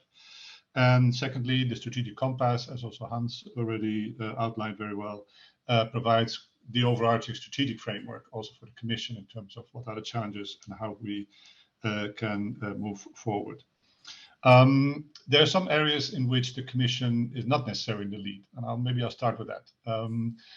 For example, on the European Peace Facility, which was created back in 2019, 2020, it has been used to a different degree, a different way, a more revolutionary way than was envisaged, by providing funding for the military equipment for Ukraine. I think it really has shown the value of this instrument. Now we're counting up to a price tag of 3 billion, I think. And the equipment that has been provided by the member states, reimbursed through the EPF, has really been critical for the war effort of the Ukrainians. And so I think this is, I mean, we can really thank ourselves that we had the instrument in place to begin with, which was not an easy discussion over the past years, and it has really paid off in this sense. Secondly, we are also developing a lot of sectoral strategies, and we talked already a bit about resilience and the unconventional side of things. And I've been reading the US strategies over the past few weeks, and they call it the gray zones, so that term is back. So here I want to mention, for example, the work that we are doing on cyber defense. Actually, today there will be the presentation of a new EU policy on cyber defense to be adopted by the College and High Representative, which kind of shows that we are kind of evaluating, reassessing, and upgrading our policy in this domain. And here we see one of the main characteristics that I think is relevant for this discussion is that in some of these contested areas, cyber, maritime, space, we see an impact of the growing strategic competition around the world. These areas are contested. We see all sorts of security problems emerging. The defense actors are affected by it and can play a role in alleviating it. But there is a bigger challenge, and you really actually need a whole of government approach. So this is where the Commission tries to build these bridges between defense, security, and the wider cyber actors, maritime actors, space actors. So I think this is really a trend that we've seen over the past few years, but we will continue on that and to evaluate in light of the changed security situation where to go next. Another example of this approach is the work on military mobility. And today, also the High Representative and the Commission will adopt a new action plan on what we call military mobility 2.0. We have been very successful in setting this initiative in motion since 2018. But also here, we have evaluated the impact of the war in Ukraine and tried to move to the next level, addressing the bottlenecks that we know very well in terms of procedures. It takes too long to receive the permissions for the military to cross borders. There are infrastructural bottlenecks that we need to address, differences in rail gauges, bridges which are not suited for heavy transport, etc., etc. We will do new work, for example, on the fuel supply chain requirements. So when military transports need to move from one side of Europe to the other, it's not only about having a smooth passage to the main supply routes, to the main transport routes, but also have the fueling capacity in place. And we've seen, of course, in Ukraine, what can happen if you have not sorted out your fuel supply chain. You become a sitting duck. We will also do work, a new strand of work in this context is actually linking back to what I said about cyber. So cyber protection in the transport sector. We've seen over the past few weeks also here how a cyber hack or even physical sabotage can wreak havoc in the transport sector, which in case of a military effort going on in terms of a major crisis, moving convoys across Europe, that would be a real hazard and a major risk. So we are stepping up the protection of the transport sector against that type of risk. Also in this context, as on cyber, cooperation with NATO is clearly one of the major priorities, as we have often very similar type of interests and challenges, but different tools and instruments. So we need to align and make sure that we are coherent and working towards the same direction. Perhaps here I can also make one little link, which is perhaps less often in the debate on sort of European defense and Ukraine. That's the link to climate and energy, and the fact that, of course, now in the context of the war of Ukraine, the EU and the Commission are working to reduce our dependency on fossil fuel, especially those coming through imports from Russia. But this also needs to apply to the military sector. And so this taps into a larger discussion on how we can accelerate the green energy transition of the military. And we've started work on this also when I was on the other side of the roundabout here in Schumann. And I remember also discussing with Benedetta at some point on the respective efforts across town. But we really need to pick up this debate. And it's not only about climate and environmental concerns, it's also about geopolitics. And there's a new sense of urgency to move forward in that regard. Now I come to the issues that you raised also, Daniel, on sort of the issue of stimulating, incentivizing the member states to do procurements together. We have already set up over the past years the European Defence Fund. I think all the colleagues here on the call are familiar. It's basically about supporting industrial consortia to conduct research and development projects. And just before summer, DG DEFIS has awarded or selected, I should say, 61 projects for funding worth a total 1 billion euros. And this is addressing one of the endemic problems of European defense, its fragmentation. We have all discussed this, I think, time and again. 90% of defense investments are spent nationally, which has led to a sprawling number of defense systems, which is clearly not efficient and not effective. And it has already been recognized as a key problem not only in terms of economics, but also in terms of security. And that problem has only become more prevalent. In the context of the work that we've done this year, we looked at the increase in defense budgets that member states have announced. We saw up to 200 billion in total being added to the defense budgets in the EU. And a lot of it would go to short-term procurements to reinforce the armed forces in the light of the new threat environment, but also to replenish the stocks, including for those items which member states have donated to Ukraine. So our concern was that if member states would follow the same pattern as they did in the past, namely doing this mostly on a national basis, we would see a worsening of the fragmentation. And these short-term decisions that member states will need to take in the current context will have long-term implications, long-term effects. It changes the composition of your armed forces, and that will have an effect in decades to come. Moreover, we saw the issue that member states are crowding into the European defense market and actually become their own competitors towards a limited supply and would drive up prices. And the alternative, of course, being that if you form buyer groups and do this jointly, that you can actually hopefully reduce the costs for the capabilities that we need. And the third aspect here is also the industrial aspect, in the sense that we reached signals from defense companies that they face this question on ramping up production, opening up perhaps new production lines, but how sustainable is this new wave of funding? And in what areas should they be putting their focus? So consolidating demand, I think here was for us a key enabler, let's say, also towards industry. So this is where we came with a proposal for a new instrument, which has, at least for the time being, a very fancy name, EDERPA. I'm still struggling with this, as usual. So European Defence Industrial Reinforcement through Common Procurement Act. I think this might still be under discussion in the council. We might see a more fancy name emerge. But so this EDERPA is a short-term instrument for the coming years, 500 million to incentivize member states, so not industries, but member states to do the joint procurement through collaborative projects. And we've set up a task force consisting of the Commission, EDA, and EES to kind of identify what are the common needs and where are possible projects that we can do together.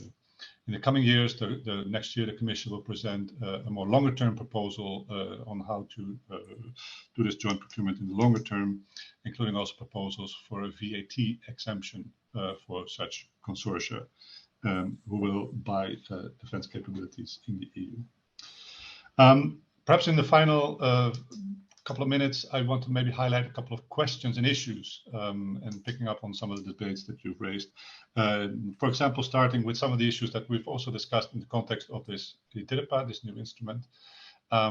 What should be the priorities in terms of defense investment in the years to come? Should we be investing in steel, quote unquote, as you see how the Russians are fighting the war in Ukraine? Or should we keep the focus on the high tech and innovation? And should that be our comparative advantage? I think this is an issue that still runs through the debate a little bit. And perhaps on the battlefield in Ukraine, you can see evidence on both sides. On the one side, we see the war of attrition, the need for deep inventories.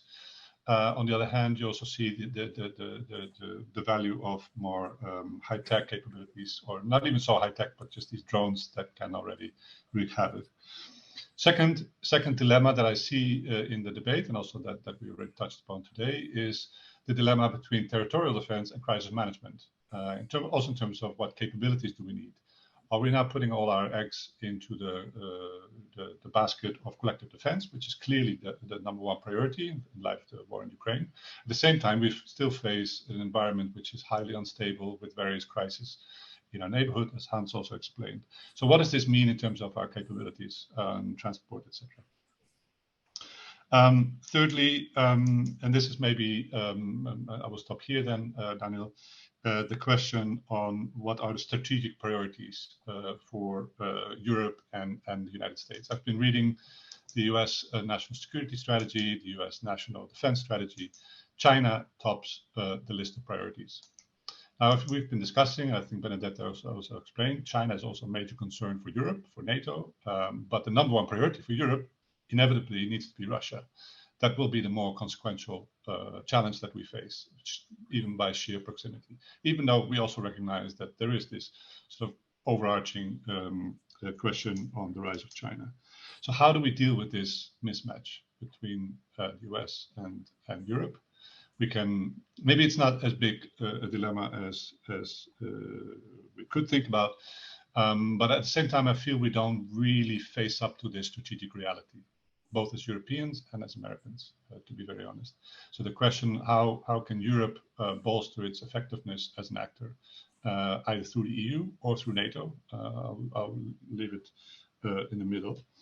And finally, also coming back a little bit to the role of the Commission, we will continue to do our part. And increasingly, we've continued to face these questions where Ukraine is only emblematic of the growing strategic competition that we see, a world in which everything can be weaponized, quote unquote.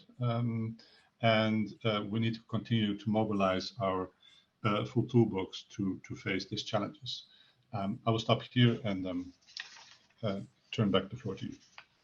Thanks so much, Arnoud. Very, very rich as usual. Thanks also for highlighting at least two big policy developments in terms of cyber and military mobility 2.0. I guess everyone is going to go away and try and find this online. The Commission services will certainly promote them, so that's good. Now, that was very, very rich, and I also like the way you ended your comments with questions back to us, because I think they are indeed absolutely essential questions, and especially on your last one about Europe, China, and the US.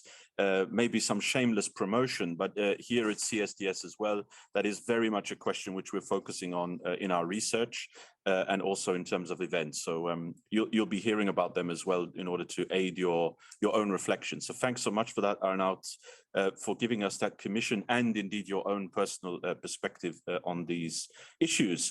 Now we go for the nuclear options. Niklas. As I've already said, you've written this quite, I would say, interesting and provocative paper. I think you co-authored it actually with Jolly and Haworth for the Centre. A very interesting read, which I would recommend to everybody.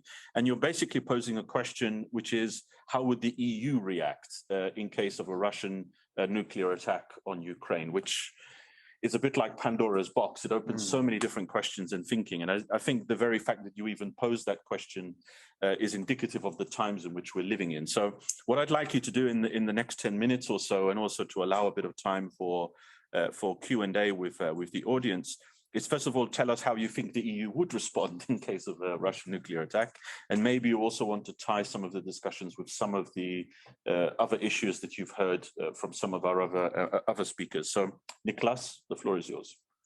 Thank you so much, Daniel. And it's really a pleasure to be here. And it's already been wonderful to listen to the earlier speakers. There's quite a lot of really insightful content that has already been mentioned, and I hope to add into that a bit. The topic of the use of nuclear weapons, like possibly somewhere in the EU's immediate neighborhood, it is, of course, one that is very sensitive and deeply unpleasant to discuss, because when we think about these sort of issues, I think many of us automatically remember those like Cold War era, like movies and images of like shockwaves and people getting killed. And also it just reminds us of the fact also that these are still the deadliest, most destructive weapons that we have in our arsenal. But it's nevertheless, I think, very necessary for the European Union as an organization to reflect upon like what it would mean if there would be a nuclear strike of some sort in its territory. And I don't necessarily mean a strategic strike against a major city, but even a limited one or purely demonstrative one somewhere close to its borders. What would it mean? What would the European Union do? What would be the role of its security and defense policy, etc.? And I think it's important that there shouldn't be really any more of these like old taboo topics, also in the context of the EU's own security and defense policy. And I think like the nuclear weapons issue like has been like perhaps the ultimate taboo topic for quite some time. I mean, because like it's more to do with like NATO's competencies, and because many member states, they like to discuss it either nationally, and quite a few, several EU member states are also neutral, so it's quite unpleasant. But I think the fundamental point is that like if the EU can't think about these sort of, or won't think about like the really unpleasant scenarios as well, then it really will struggle to become genuinely a geopolitical actor and learn the language of power, as the High Representative has mentioned. And as I mentioned, like I alluded to already, I mean, there hasn't really been a genuine like nuclear weapons or nuclear war related debate in the EU context, as far as I know, at least. The EU defense policy, as you all know, and as you have heard today as well, I mean, has to do mainly with international crisis management and joint capability development, although like these days, it has quite an important resilience dimension as well, but certainly like not the hardcore military stuff, and certainly not nuclear war. The EU has also traditionally portrayed itself as a semi-pacifist normative power that like likes to influence things more through the power of its values and the virtuous example of its existence. And although like this has been like changing like gradually over the past 2 decades or so, I think the civilian or normative mentality is still quite ingrained in certain parts of Brussels and certain EU capitals, and it's difficult to get rid of, and certainly it shouldn't be gotten rid of completely, but this also makes it difficult to have these sort of debates. EU countries have preferred to leave the nuclear weapons debate to NATO and keep them in their national capitals. Like France, the EU's only nuclear weapons country, is not even a member of like the NATO nuclear weapons the forum, whose name I cannot remember at the moment precisely, because it sees its own nuclear weapons purely like mainly as a national issue. And several countries have also signed the treaty on the prohibition of like nuclear weapons, which makes it like rather difficult to like engage in a discussion on this topic. But I mean, if a nuclear weapon would be used somewhere in the EU's immediate neighborhood, the EU would of course like have no other option to react in one way or another, because it would create, first of all, like probably the most dangerous situation in international security like since the 1962 Cuban Missile Crisis. And if that would happen in Ukraine, I mean, there would be a genuine danger that things would escalate even further, and there might be a hot confrontation like between Europe or the West, between Europe, West, and Russia on the other hand. It would be a completely uncharted territory. And we also have to remember that the previous time in which a nuclear weapon was used in an active combat situation was in 1945, when the Nagasaki bomb was dropped on Japan. It would also, of course, probably have irreparable damage to the United Nations system, which in a way, like in some ways, you could argue that the entire United Nations system has been created to prevent that sort of case from happening. And the European Union as an organization like also kind of emerged in a way like from the UN system and develop against the backdrop of like nuclear threats during the Cold War. So it would have a very kind of strong moral reason as well to like defend the order and to respond to whoever like, I mean, would have carried such an attack. And then of course, there would be a multitude of like various other direct and immediate like ripple effects that would create for the European Union, massive refugee flows. I mean, the need to develop with the possible like fallouts, etc. I mean, so it would be a very, very complicated scenario indeed, like both politically and in terms of practice. But what would the kind of EU, what could the EU do to like start kind of reflecting or like perhaps like developing some sort of contingency plans, like if something like this would happen, hopefully not, but if it would happen. But I think the first thing would be to kind of start having fairly kind of senior level discussions, perhaps in not necessarily straight away at the council in the Foreign Affairs Council, but at the more kind of working group level. And I think the Political and Security Committee like would be probably the best, most logical forum for this. EU ambassadors could have a preliminary discussion of like what a nuclear strike in the union's like neighborhood would mean. And if we're talking about Ukraine in particular, I think Ukrainians like should be involved in somehow in that discussion, and also NATO, of course, so that like both NATO and the European Union like are on the same page, and like senior NATO officials are also like aware of like what the EU is discussing and where the discussion is heading. I think it's absolutely clear also for the EU to increase like the readiness of various types of like civilian crisis response instruments that it have. And I'm thinking in particular of the RESC-EU stockpiles and the civil protection mechanism, I mean, which would provide different types of measures, I think, that the EU could use to provide assistance to a country that has become like the victim of a nuclear strike. I mean, I could, for example, in like EU is already, like we have to remember, providing iodine tablets to Ukraine, like via the RESC-EU strategic stockpiles. The demand, for example, for iodine tablets would absolutely skyrocket if something like that would happen, not only like within Ukraine itself, but also like within the European Union and also other neighboring countries.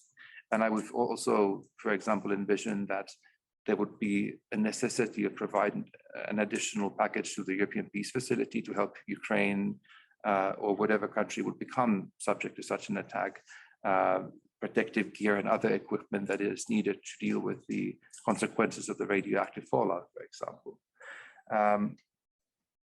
But I think the key thing that whatever the EU would do would not be of direct military nature, because if something like that would happen, I mean, I would almost certainly guarantee that like NATO would take the immediate lead of like guaranteeing the military side of things, because the overarching military priority that I think both the European Union, NATO, and individual European countries and the United States would have would be to deter any form of attack on Europe itself or the West itself. And that means that is the core business of NATO, and that's something that the EU is best equipped to deal with. And I think then also if we're talking about the bilateral arms deliveries that European countries are currently also like providing to Ukraine, those would probably start being coordinated more and more by NATO, like in the event that there would be a strike of some sort, a nuclear strike of some sort in Ukraine, because the political sensitivities of those deliveries would increase quite significantly in a post-nuclear strike situation. There would be, it would be necessary for the EU to respond, of course, like directly to the perpetrator of the attack. However, this I think would be extremely difficult because, I mean, well, there would be the obligatory, very direct, very harsh statement criticizing the perpetrator of the attack. There would almost certainly be another like EU sanctions package, like isolating Russia even further, perhaps like something like a diplomatic campaign designed to isolate Russia in the UN Security Council. But the immediate impact of these, and especially another sanctions package, I think would be secondary in a post-nuclear strike situation, because it also, that strike would also signify, I think in pretty dramatic ways, the failure of the EU's like post-2014 sanctions policy. So there are kind of things that can be done. There are in the paper, I mean, that Daniel mentioned, I talk also about like longer term challenges, such as the necessity of starting to have a discussion of how we can boost the credibility of autonomous European nuclear deterrence. I think there are ways of doing that. It is very difficult, and now definitely is not the time because everybody's like focused on what NATO can do and keeping up like nuclear deterrence, like in the context of NATO. But given how international politics is developing, it will become more and more necessary to have a European discussion also of what could be done to like develop European nuclear deterrence further, but I won't go into that a lot. I just want to finish by kind of saying that I think the fact that we're talking about this topic, the fact that we're discussing the possibility of there being a nuclear strike in Ukraine and discussing different ways that the European Union can react, doesn't mean that there is an imminent threat of that happening, or doesn't mean that it will happen like today or tomorrow. But it does mean that it is something that we have to take seriously. And we have to remember that the first use of nuclear weapons is seen as a viable option in Russia's own nuclear policy doctrine. And it's not the first time that, I mean, Russia under Mr. Putin has been making these sort of threats. There's a danger, I think, that people are becoming a little bit too desensitized to the topic of nuclear war, because like when I look at how this is discussed in the media, in newspapers and social media, it's become just another one of those issues along a long list of other crises and challenges that we're discussing. And I feel like people don't quite understand the gravity or appreciate the seriousness of, like, I mean, what we're really discussing. I mean, and perhaps it's because, I mean, we've gone through quite a long list of various different types of crises recently, like the coronavirus, now the cost of living crisis, financial crisis, and the war in Ukraine. So, I mean, the specter of nuclear war has become like just another one of those issues that, I mean, people see in the headlines and do not necessarily really care about. But if there were some sort of strike that would happen in the EU's immediate neighborhood, that would create an absolutely unprecedented situation in international security. And I think the consequences would be very unpredictable and dangerous for the European Union and the West in general. Thank you. Thanks so much, Nicholas, for walking us through that scenario. When you were speaking, I was thinking of the EU-US defense dialogue, and I'm sure that's not been discussed in that dialogue, but I would love to be a fly on the wall if they ever discuss that with the US, of course. But you I think, very much already emphasized also the importance of the NATO dimension in case any event with a nuclear weapon would take place, and God forbid that does ever happen. Thanks so much, Nicholas. We've heard from all of our speakers now, I think excellent presentations. I know that we're running a bit against the clock, so what I would try to do is add an additional 5 minutes if possible, also because I want to be able to get a response from our speakers as well. But I just want to see who would like to ask a question from the audience. So Lotje is one of them. Let's see if there's anyone else. Okay, Hugo, and I'm going to add one or two of my own. So Lotje, please ask your question. Can you just introduce yourself for the benefit of those online and who can't see you at the moment, actually? Yeah, sure. My name is Lotje. I recently joined CSDS as a PhD researcher. And I actually have a question for Arnoud Molenaar. You've mentioned the challenges emerging today to further European security cooperation and causing fragmentation essentially, as well as the proposed Commission initiatives to counter this. I was wondering, what is your prognosis for the implementation? How have member states, how are they responding, and what are key political challenges for the implementation of this? And also, I was just wondering, how is the military mobility project related to or complementing the PESCO military mobility project? Because there have been initiatives already going on in this domain. Thanks so much, Lotje. Indeed, yeah, a big PESCO project. Hugo. Yes. First of all, thanks a lot for all these presentations, all extremely interesting. I have two questions for the whole panel. One is on the level of ambition of the EU, and one is based on capabilities, and they're linked actually. If we look at the recent joint communication on investment, defense investment gaps, there's a very interesting change, which is to look at how to increase the role of the EU in conventional deterrence and defense over the short, medium, and long term. With the idea that over the longer term, there should be a modernization of advanced capabilities for including high-intensity conflict with superior competitors. So the question is basically, how far can and should the EU move forward in the expansion of its role in conventional deterrence and defense over the long term? Up to what point? Because of course, the more it will develop these capabilities for conventional deterrence and defense, the more it should be able to provide for its own security. But how far should it go? Should it just fully provide for its own security? How far down the spectrum can it go, and should it go? And basically on capabilities, and I very much like the question that Mr. Molenaar asked, and I will actually just restate the same question, which is, in this trade-off between investing in territorial defense capabilities, which are key to developing these conventional deterrence and defense capabilities, but on the other side, invest in crisis management, even if there are budget constraints, I doubt that a truly 360 approach is feasible. So there should be priorities, and so how to cope with these trade-offs and what should be the priority. Thanks so much, Hugo. You just made my life really easy because you just asked one of the questions I was going to ask.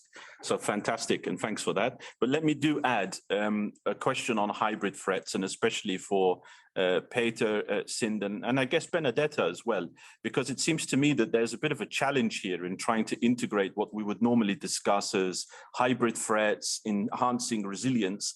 How do we connect that with conventional defense? It seems, I think it was Arnaud who mentioned the whole of government approach somehow that's needed. And we see in some member states that there is some are further advanced than others in that respect. But how do we kind of in an institutionalized setting match together the needs for hybrid threats or responses to hybrid threats with conventional defense as well? So I'm going to come back to the speakers, and normally what I would do is go in reverse order, but I'm unsure whether or not Benedetta needs to leave earlier or not. So I'm going to give Benedetta the floor first. I think that's fair. We'll hear from Benedetta, and then I'll pick and choose as we go along. Benedetta, please. Sorry about that, but yes, I might have to leave very soon, but I'll try to be, these are really big questions, and a 2 minutes answer will inevitably be insufficient, but let me try. I think when we have this discussion, we really need to be very mindful of the strategic reality.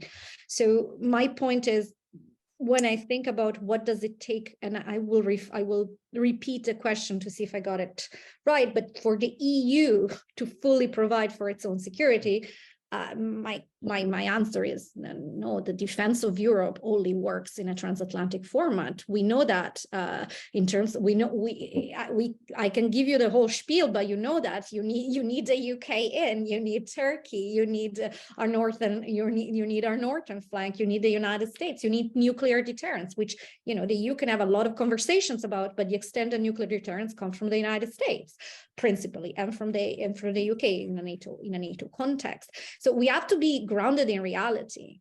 So the defense of Europe works in a transatlantic perspective. Otherwise, it's not sustainable. I think politically, imagine the amount of, if there are some difficulties to reaching 2%, imagine the amount of GDP that our European allies would have to spend if they wanted to do it decoupled from the transatlantic framework of the United States. Good luck.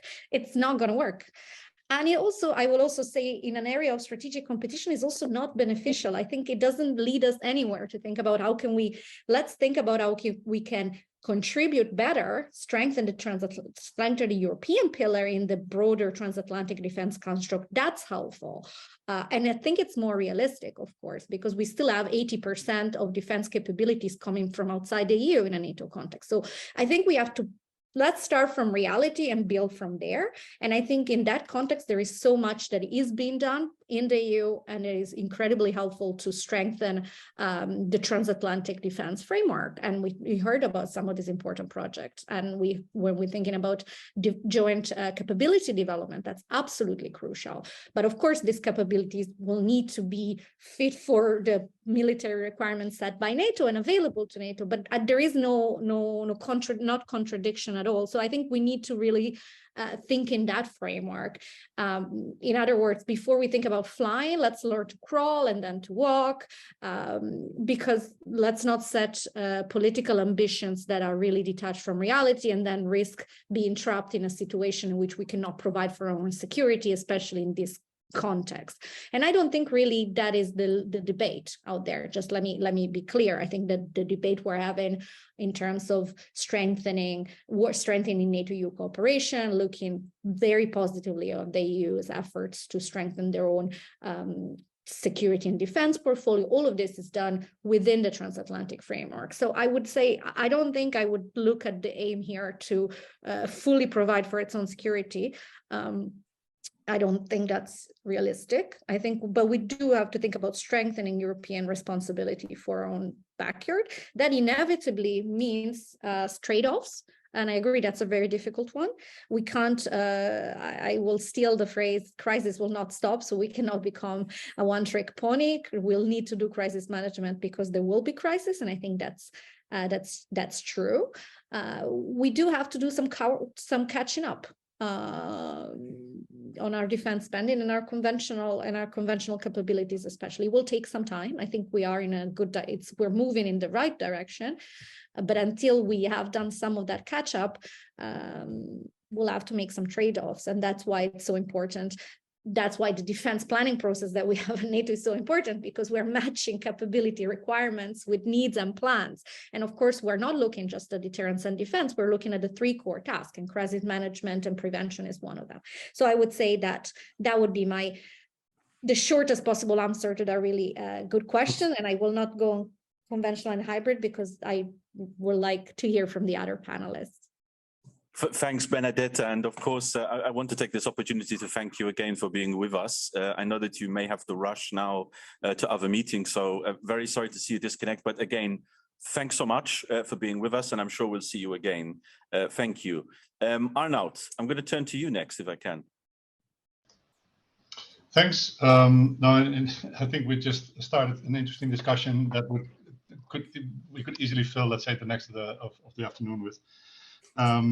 But maybe just to pick up on a couple of the concrete questions that were raised on the EDIRPA and sort of the prognosis. Well, it's difficult to say in the sense that it's the proposal is currently in the council, so it will still need to be negotiated, and then so it's still not adopted, formally speaking.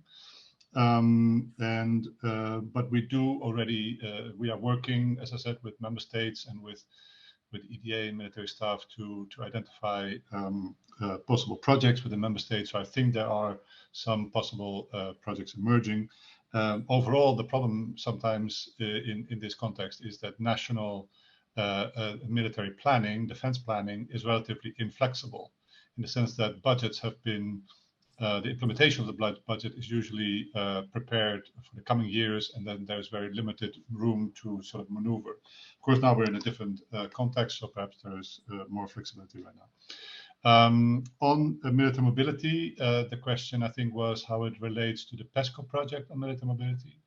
So the PESCO project on military mobility deals with national measures. So for the member states and the third states which take part in it, it focuses on the national improvements that member states can make, for example, by reducing the timelines for cross-border movement permissions, by setting up single points of contact, etc., etc. So it complements actually very nicely the work that we do at the EU level through the action plan, which is focusing on bigger questions and is mobilizing EU instruments, EU funding, for example, 1.7 billion for infrastructure improvements, etc. So that's the action plan, that's EU level. The PESCO project complements with a focus on national measures. And the PESCO project is not, let's say, driving the work of under the EU instruments. I didn't really quite get the question on trade-offs and priorities, but what I would say is that the risk is that we have, and the challenge is that we have too many priorities. And all of them are valid. That's also the problem. So it's not to say that some priorities are less valid, but we simply don't have the funding to fill all the gaps. So we need to prioritize somehow, and then you enter into the political questions, the strategic questions. What should we prioritize? Is it more territorial, more expeditionary, or where do we strike a new balance? Is it deep? Is it high tech, etc.? So I think that debate will continue. On the role of the EU in deterrence, I will not walk into that minefield entirely.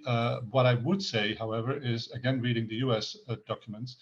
The US is shifting to what they call the integrated deterrence, and the concept being that there is a core military component, but a lot of deterrence happens below the threshold of armed aggression, i.e. gray zone, i.e. hybrid threats, which brings us into the whole of government approach and potentially also a role for the EU, together, of course, with NATO.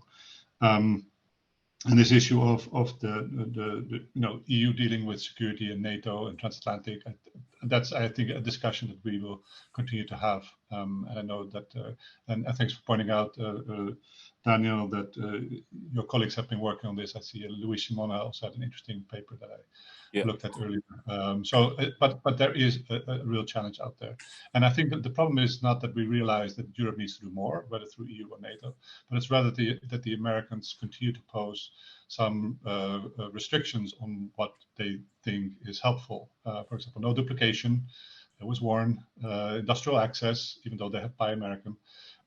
So there is some inconsistency and ambivalence. And I think it has been the American colleagues who have been pointing this out. I'm just rephrasing that. But clearly, this is a discussion that we will need to continue to have. I'll stop here. Thanks. Thanks so much, Arnoud. Very, very good. I'm going to come to Peter and Sind now. I know we're running the clock down very quickly, and that's not very fair on you. But short and sharp answers would be much appreciated. Okay, I will try to do my best, but Daniel, you touched upon the key challenge here, how to connect, how to reconcile conventional and hybrid threats. Maybe very briefly, 3 points. First, I would like to quote Hans here. He said that if you only have a hammer, you see every problem as a nail. So I think we have to invest in both, and not only in hammers, but in all the area of the threats. Secondly, we need a whole of governance approach. Different speakers today have already said this, but I think it's important. And also given the different nature of the threats, I think different institutions such as the European Union, such as NATO, have a different role to play here.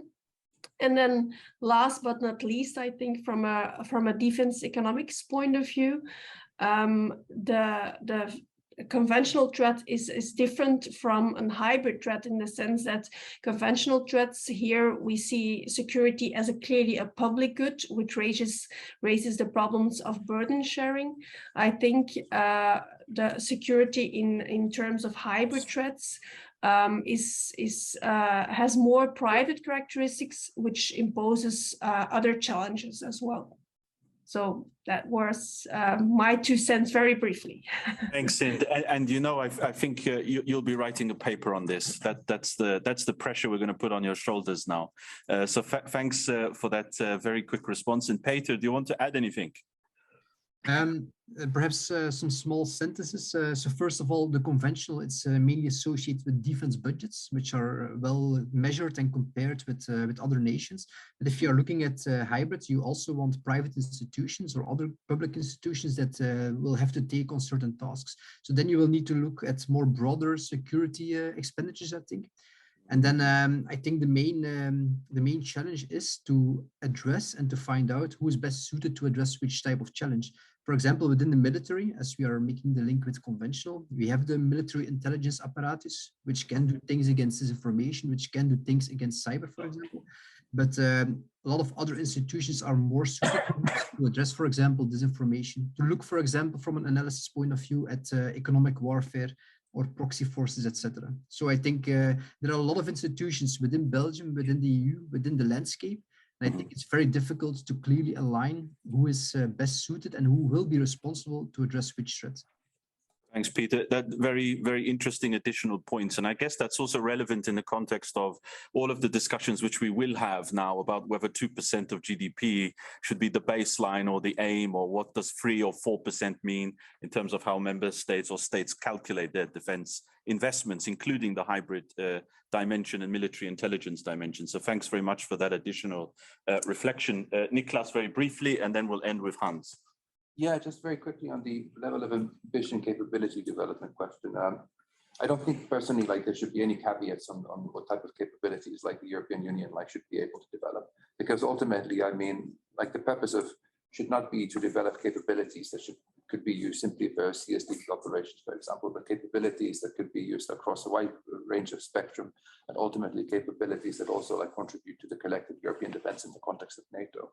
And if we start developing capabilities that could only be used for a certain type of scenario, certain type of level of ambition in the context of CSDP, then that is extremely wasteful, I think, resource-wise. And we have to, I think, just develop like the ones that are the most urgent, most necessary, and make sure that these capability development structures and systems also contribute to the collective defense in the context of NATO. Thanks, Niklas. Yeah, and it also reminds me of the point I think Arnaud made about steel or high tech, but there are also different types of steel, right? Yeah. There's, main battle tanks, there are frigates, et cetera, So the conversation is even more complicated by that fact. Hans, before we go to the concluding remarks, I'm going to give you the last word. How about that? Wow, thank you. Only a few of the questions really fall in my area of expertise. But nevertheless, on the level of ambition, and also it's just been said by Niklas, we shouldn't really put any limit on it. This is not to be contradictory, but I often, when confronted with such questions, how far should we go? I think of the Treaty of the European Union, where we are supposed to move to an ever closer union. That's not limited either. It is one of the best constructive ambiguity types of articles in that treaty, but it doesn't limit it. Now, will there be practical limits? Obviously, they've just all been addressed, I think, and one of the first principles I think is also the transatlantic partnership. Is to endure, is to deepen on those aspects. We must never forget also that the EU does not have any ambition, despite Article 42.7, of a collective defense, at least not one organized at the EU level. There's the Article 42, as you obviously know, is an assist, well, not an assistance, a clause for mutual aid in case of invasion, but at the member states level. So there, the ambition is framed already by this, or limited already by that. But as Arnaud also said, our ambition should be to move, and I made that point as well, to a much more integrated defense, and this will include the supranational part of the EU, which is the Commission, not just the intergovernmental part where the member states really rule, so to speak. So as wide and as deep as possible is my conclusion, without putting any limits to it. But as also was said, let's first crawl and then walk, and then apparently the ambition was to fly, which is very good for a bipod, but okay, let's go with that. Thanks so much, Hans. Yeah. I'm not sure if we're still the toddler, still crawling, still in the cot. I'm not sure. The analogy could be belabored to death, I guess. Let me thank all of the speakers. I guess you all deserve a very warm round of applause. So we're going to do that for you now. Thanks so much again. So we've ended the second session now, and we've given Thierry, Hugo, and Louis about 10 seconds to conclude today's session. Maybe I'll do it in reverse order. Thierry, would you like to come over to the lectern and say a few words? Then we'll go with Hugo, and then we'll end with Louis, who will wrap us up for today. And thanks, Louis, for joining us. I see you online. I think you can hear us all well. Yeah, brilliant. Okay, Thierry. Well, just to thank all of you for this event, and thank Louis, who is now online, and Hugo once again, and Daniel, and CSDS, and EISS. NDC is very happy to partner with you. If I can make a suggestion, is to make this an annual event, and NDC would be very happy to do that annually here, or maybe one time in May, if you'd like to come and visit us. I just want to flag two things that might be of interest to you. NDC does now an annual conference that targets future leaders. If you are below 30, you might be interested in that conference. That will take place in March in Rome, and we do NATO-related debates and exercises. The idea being really to bring together this emerging epistemic community interested in NATO-related issues. And the second thing is that we do annually, early July, Andrea Gilli is running this, what we call an early career nuclear strategists workshop, call for paper, and then the selected ones are coming to Rome and present their work. The call for paper will be online in February, and then the event will be in July. So the ones interested, you're more than welcome to apply. We also publish some of the papers. Actually, the papers of the last event are going to be published in the coming weeks. Thanks again to all of you, and I'll see you next year. Thank you. Thanks so much, Thierry. Excellent. Hugo.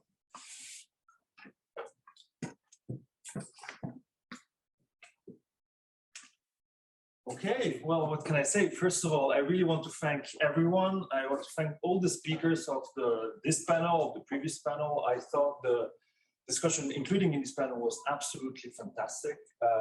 I learned a lot of food for thought. So thanks a lot for all the speakers, the discussants, the audience, both in presence and online. And of course, I want to thank CSDS. So Luis, Daniel, Julia, and everybody who's there at CSDS. NDC, of course, and Thierry, so thanks a lot. I really hope too that this is going to be one in many joint events we'll organize, because I think it's really worth it, and there's great potential to continue it. Before leaving the floor to Luis, I just want to flag a few initiatives that we're going to organize in the future with EISS. And so we have the next annual conference. Every year we have an annual conference, which is every year in a different country. Next year in June 2023 is going to be in Barcelona at eBay. And we'll put out the call for papers and panels very soon, in a few weeks. So I hope you will all apply. We also have an online event on 24th of January, online event on the lessons learned from the war in Ukraine and the prospects of a political settlement. And then we'll soon also open the call for applications to Euroswamos, which is a summer school in security studies, which is held every year in Berlin, co-organized by EISS. And it aims to be like the summer school in security studies in Europe, at least that's the ambition. And so I hope to see you at next events. And I really thank again CSDS and NDC for everything you've done. Thanks so much, Hugo. Yeah, it's been a great pleasure working with you and your team, and also with Thierry and the college. Let me now hand over the floor to Luis, who's going to wrap us up. Luis, the show is yours now. Thank you, Daniel, and thanks Hugo and Thierry. I managed to see Hugo last night. Thierry, sorry we couldn't meet this time in person. Hopefully soon. And apologies for not being there physically, because the strike, I had to change my flight out of Brussels. It was supposed to be today, but I had to catch a flight out last night. So for us, for CSDS, it's been a pleasure to host this workshop with NDC and EISS for a second time. We had the first one back in 2019, and then we had a 2-year gap because of COVID. So glad to see that we're now picking up where we left off, and hopefully we'll keep doing this annually, as Thierry suggested. I think that's a great idea. And if you really want us to come to Rome, Barcelona, I guess we can. No, but I really think there's added value to selecting a timely topic and looking at it through an academic lens and a policy lens, right? And provide a space for a frank interaction between emerging scholars and established policymakers. And that was the purpose behind this operation. It was the purpose behind this idea that EISS and NDC had. So we're very glad to be part of this. And the topic, of course, military alliances and the challenges to use of force couldn't be more timely, even more timely than we thought it would be when we started planning this workshop for obvious reasons. And we've already talked a lot about Ukraine today. And I thought it was particularly refreshing to listen to emerging scholars during the first panel unpack issues that are not only central to academic debates on alliances and the use of force, but also at the center of the policy discussion today. The future of extended nuclear deterrence, the innovation deterrence link, alliances within alliances that Elie was talking about. So congrats just from my side to all of the paper givers for making it to Brussels after a highly competitive selection process. I believe Daniel tells me that we got hundreds of thousands of paper submissions. So a lot. So indeed, very well done. And of course, what a fantastic second panel with so many friends. We could have gone on forever, as Arnaud was saying. So thanks also to our colleagues from NATO, the Belgian Royal Military Academy, EAS Commission, and Nicholas, of course, for listening in, but also for pitching in and helping us academics think about the practical aspects of our work. And last, but by no means least, just to thank our partners, EISS and NDC, and more personally, Hugo and Thierry, for another terrific collaboration. And of course, to Daniel, who's been running point on this at our end, masterfully, as always. And to Paula for the always critical behind the scenes work. Most of you have been in touch with her, so thanks again to Paula for the excellent work. I think that's it. Hopefully you'll enjoy the lunch. I'm very sorry that I will not be there with you. And have a great afternoon. Thanks.